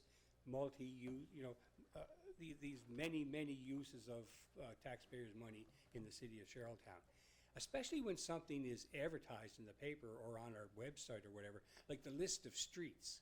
Well, what Mr. Adams does is he has a list of streets, and the worst is first is done, and all you do is go down the list till you say, the money is now, that's it. Some years it could be 39 streets, some years it could be 44 streets, but that's it. But then, councillors shouldn't be coming back after, especially in the asphalt, because people know that their street is getting done this year. And if councillors come back, and there's no more money, if councillors come back and they're asking for, oh, this street, I got a call on this one, or this ditch infill, I got a call, but we can't do anything because we've taken, our staff have taken the money they've been given by council by a full vote, and they've done the best they can with it to provide service to that limit. So it doesn't sound very much when one person says, oh, well, this went up this apple cart too badly. But when there's 8 or 9 people doing it, it's hard on the staff, and I thank them for their cooperation to this point, and I hope it continues. Did you not add 500,000 to microservices? Yes, yes, yeah. How many kilometers that's going to do? 9 kilometers. Pardon? It's 2,300 meters, right? Is that meters? Those streets I in would that have to check area? my number. There must Like be 2.5 miles, 2.5 It's kilometers. all meters, yeah. Yeah, We've so done- that's- Yeah. It's 9,000 meters. Yeah. That's 9 kilometers. Yeah. Of microservice that's going to be done in the city. Yeah, That's above and beyond what we did in the budget exactly. through the GTF. Yeah. Is that it, sir? Yes, thank you, thank you. Can I just ask for one clarification then to help me understand, so I stop asking the same questions over and over again? Because based on your response to me, it looks like, it looks like we're working on ditch infills from 2017 design. Okay? So last year, you're still working on those, and you're working on last year's ditches now. The ditches that you're working on now, was that last year's budget?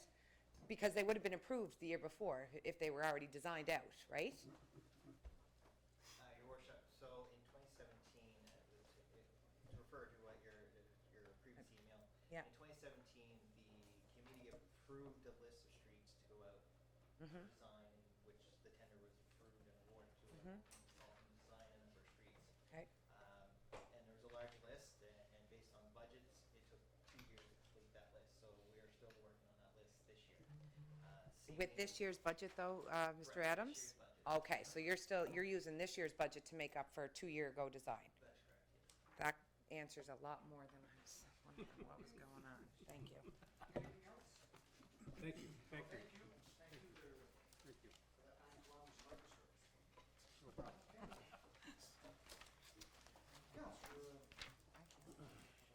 Thank you very much, Your Worship. The Environment and Sustainability Committee met on July 23rd. I have no resolutions, but a few points of interest. I'll first want to start with the Mayor's Active Transportation Task Force, which kind of comes into play with what we're talking about here with how the streets get put on or how the sidewalks get put onto the agendas. Well, this would be one. I'm sure the mayor's heard it at the door, and so we've created the Mayor's Active Transportation Task Force, and so they met the first time in July, and again on the 31st, so they met actually twice. So they're working on developing the terms of reference for their group, and they're identifying priority areas of action, and we're looking forward to working with the engaged citizens to help improve the city's active transportation network. So again, that's where we're going to get our information from, is these citizens, right, that are out there, and it's showing us where the gaps and telling us where the gaps are, maybe in sidewalks or whatever. So a very important committee generated by the mayor. There are 2 RFPs open right now in the capital area transit fleet. The news today was very positive news. We have, there's one of the resolutions is for 2 minibuses, and then in 2020, and then the other one is for 6 full-time, full-size buses for 21, 22. So this project was possible through the federal government and the provincial government and the capital area transit corporation or committee, I should say, and that information will be shared more publicly probably in the days to come. But very, very good news, and again, this didn't happen overnight. It's been a lot of work, and it's a necessity to help out with the citizens and taxpayers of Charlotte. The Environment and Sustainability Committee also released a plastic reduction strategy survey.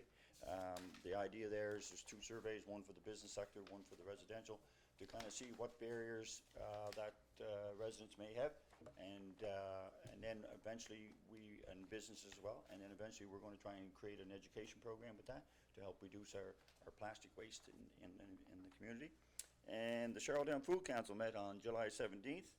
They're working on buying a buy local campaign asset map for food-related resources within the city, and they're assisting the Confederation Public Library on acquiring fresh produce and food products for their summer breakfast program. So lots of good things happening in environment and sustainability, Your Worship, and any questions I'll try to answer. Thank you.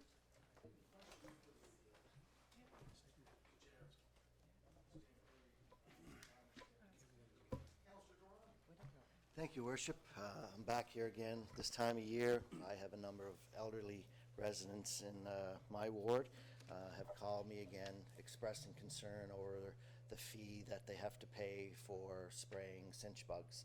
I know it will only last for 6 weeks, but it can certainly destroy a person's lawn, and the number of residents that are calling me saying, how come you're doing this to us? And they're elderly. I said I'd bring it back again to maybe possibly reduce the fee for maybe an over-aged retired person to help them out. Maybe that's something that you could do at the committee level. They really struggle with paying the amount of money for spraying for their lawn to kill the cinch bug, and then pay our fee. So I was just asking, I told the ladies that I'd ask again, and hopefully you can look at that. Thank you. I'll answer that, Your Worship. Thank you, Councillor Durong, for your question. And I guess moving forward, we're hoping that this education program, which the fee is doing, it's not going to affect everybody, but we're trying to hoping that over time people will try to do their lawns without the spray. It's very hard to explain to people, I know, when you get the phone call, but cinch bug is something that you have, and you're always going to have it unless you redo your lawn. The spray does slow it down, and if you catch it early enough, yes, it probably, you'll bring your lawn back. But unfortunately, it continues all the time. So the idea of the $50 fee, I think, if without the $50 fee, I think looking back now, we probably, and if the pressure from the community are wanting to have no spray period, I think without this fee, we could be there, right? And it's going there at some point, we're, you know, but I think the $50 fee's been looked at, we have looked at it seriously. And for this year, the staff felt status quo, a little more education, and that's what this $50 fee helps to go toward. I guess that's one way of explaining to your residents that through education, we're trying to show people that, you know what, this is killing bees, it's killing bird life, which in turn kills human life, right? So it's very important that we try to make the community understand that, and that's the biggest reason for the fee. But we are looking seriously at, there comes to a point, well, how much education can you do? If we drop the $50 fee, I'm sure there's going to be other things that are going to come into play there as well, unfortunately. But for now, that's what we felt to do this year. But again, if you want to send them my way, or to the staff, I can get them to kind of give some more direction from why the fee is there and what the purpose of it is and the education behind it. Thank you. Okay. Councilor Tweed. Councilor McLeod, thank you for your report. I was reading online the announcement today, and the contractor for the transit talked about diesel versus electric, and a decision was made to go with diesel. Paraphrasing, because I don't think he was convinced that with the cost of electricity and feasibility and functionality, again, I'm paraphrasing. The first question I have is, who makes the ultimate decision? Is it the contractor, or is it the city of Charlottetown? Who makes that decision? I mean, we're getting funding from the feds, funding from the provincial government, city of Charlottetown puts in just the same amount of money as the province does. So, at the end of the day, we're talking about clean energy, renewable energy, and seems to be trend towards electrical versus diesel. I'm not an expert in either. I just found it somewhat strange that, the interview was being conducted, and I don't know if the contractor made the decision, the city of Charlottetown made the decision, federal government made the decision, provincial government made the decision. How was this decision arrived at? What was the criteria, and how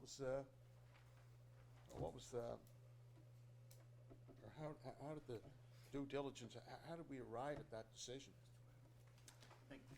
Thank you very much, Councillor Tweel, for your question. So this has been a project that just didn't happen yesterday, of course, as we all know. It's been an ongoing process through the capital, Charlottetown and area capital transit system, Cornwall, Stratford, and Charlottetown, in collaboration with the province and the feds. And the question on electricity versus diesel, right now we're waiting 18 months for a bus, and that's the need for that service is greater than what we can afford right now to go electric. Electric is coming. They're working very hard on it. We were reassured that today during the press conference. But the need right now is we need to replace buses, right, faster than what it's going to take to get electric buses. Because it's just not the buying of the bus is expensive. It's the process of servicing the bus. The transit depot would have to change. The city needs to really uptake on charging units. There's a big process there involved with just buying an electric bus, right? Big process. And it is on the agenda. And they are probably within a year, we're going to hear announcements on us buying electric buses. It's that close. So it is working on behind the scenes, but the diesel buses, it's like what the chicken or the egg, right? What comes first? But the need to keep the buses on the street, diesel was the way to go. But with the idea that the funding is coming for electric buses, and really, we might be the first. I think Mike Cass said today we could be the first area to have a bus going from PEI to Nova Scotia electric. So coach, that's right. So it is on the agenda, Councillor Tweel, but we had to service the need of the city of Charlottetown and the area with buses. Thank you. Councillor So, thank you for your answer. So, with the purchase of the diesel buses, I mean, I think there's a longevity there of, what, 10 years with respect to these buses? So, can you transition the diesel buses into electrical? And if that's a ridiculous question, I apologize, No, but I'm just wondering, we're purchasing diesel buses because of the need. I understand the need, that the transit system's growing, particularly here in the city of Charlottetown. So can we make the transition from diesel to electricity? Because, usually the lifespan of these buses are at least 10 years. Okay. Thank you very much for your question. Again, the price of an electric bus is over $1 million. So how many buses, can we buy at that rate, right? So it's kind of, again, diesel needs to happen until we can get ahead, right? And what this buses are going to do is to get us ahead of buses are breaking down and we got no replacement. This going forward is going to give us the time to get the electrical infrastructure in place. And don't forget too, today's announcements was we also got vans for Pat and the Elephant as well, transportation vans, right? And just to give you an idea of the spending, the province spent 1.3, the federal government spent 2 million, Charlottetown spent 1 million, and Cornwall and Stratford were 138 and 203,000. So this is all it's all you can have a copy of this. We have it here. So the province and the feds really come on board with this, and because of the municipality, Cornwall, Stratford, and Charlottetown really pushing hard for it. So okay, thank you very much. Thank you. Councilor Duff. Thank you, Your Worship. Just from my experience on environment and sustainability, the decision of what they buy and how much they buy and what from my experience, unless things have changed after I left, and is the city of Charlottetown, Stratford, and Cornwall make the decision where they're buying diesel buses, electric buses, gas buses, whatever. Mr. Cassidy runs the service and repairs the buses. Of course, he has his coach line that this is the T3 only. That city. Better to be triple P than own it yourself, right there, Mr. Kelly? Yeah. Halifax is used to. Yeah, you're right. What the bill's like over there. Give it to yourself. That's it for me. Thank you very much. That's sweetness. Move on to another report that, actually it's a reading. Want to go over your Council Flash? Yeah, thank you very much, Your Worship. Council Advisory Committee met on July the 5th. The open minutes are in your package, and we have no resolutions, but we do have one first reading on the procedural bylaw. And that's it. Any questions? I'll try to answer. Thank you.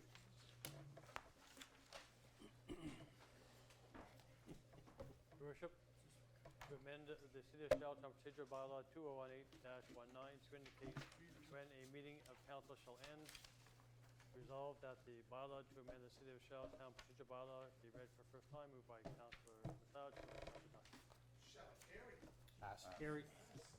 Be resolved that the bylaw be now approved as a city bylaw and that it be entitled the City of Charlottetown Procedural Bylaw and that it be read a second time at the next meeting of council. Your Worship, moved by Councillor Cloud, second by Councillor Duffy.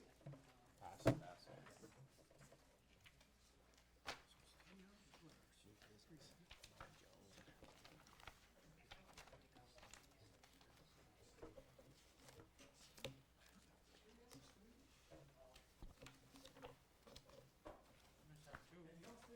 No, I'm good. Thank you very much. All good.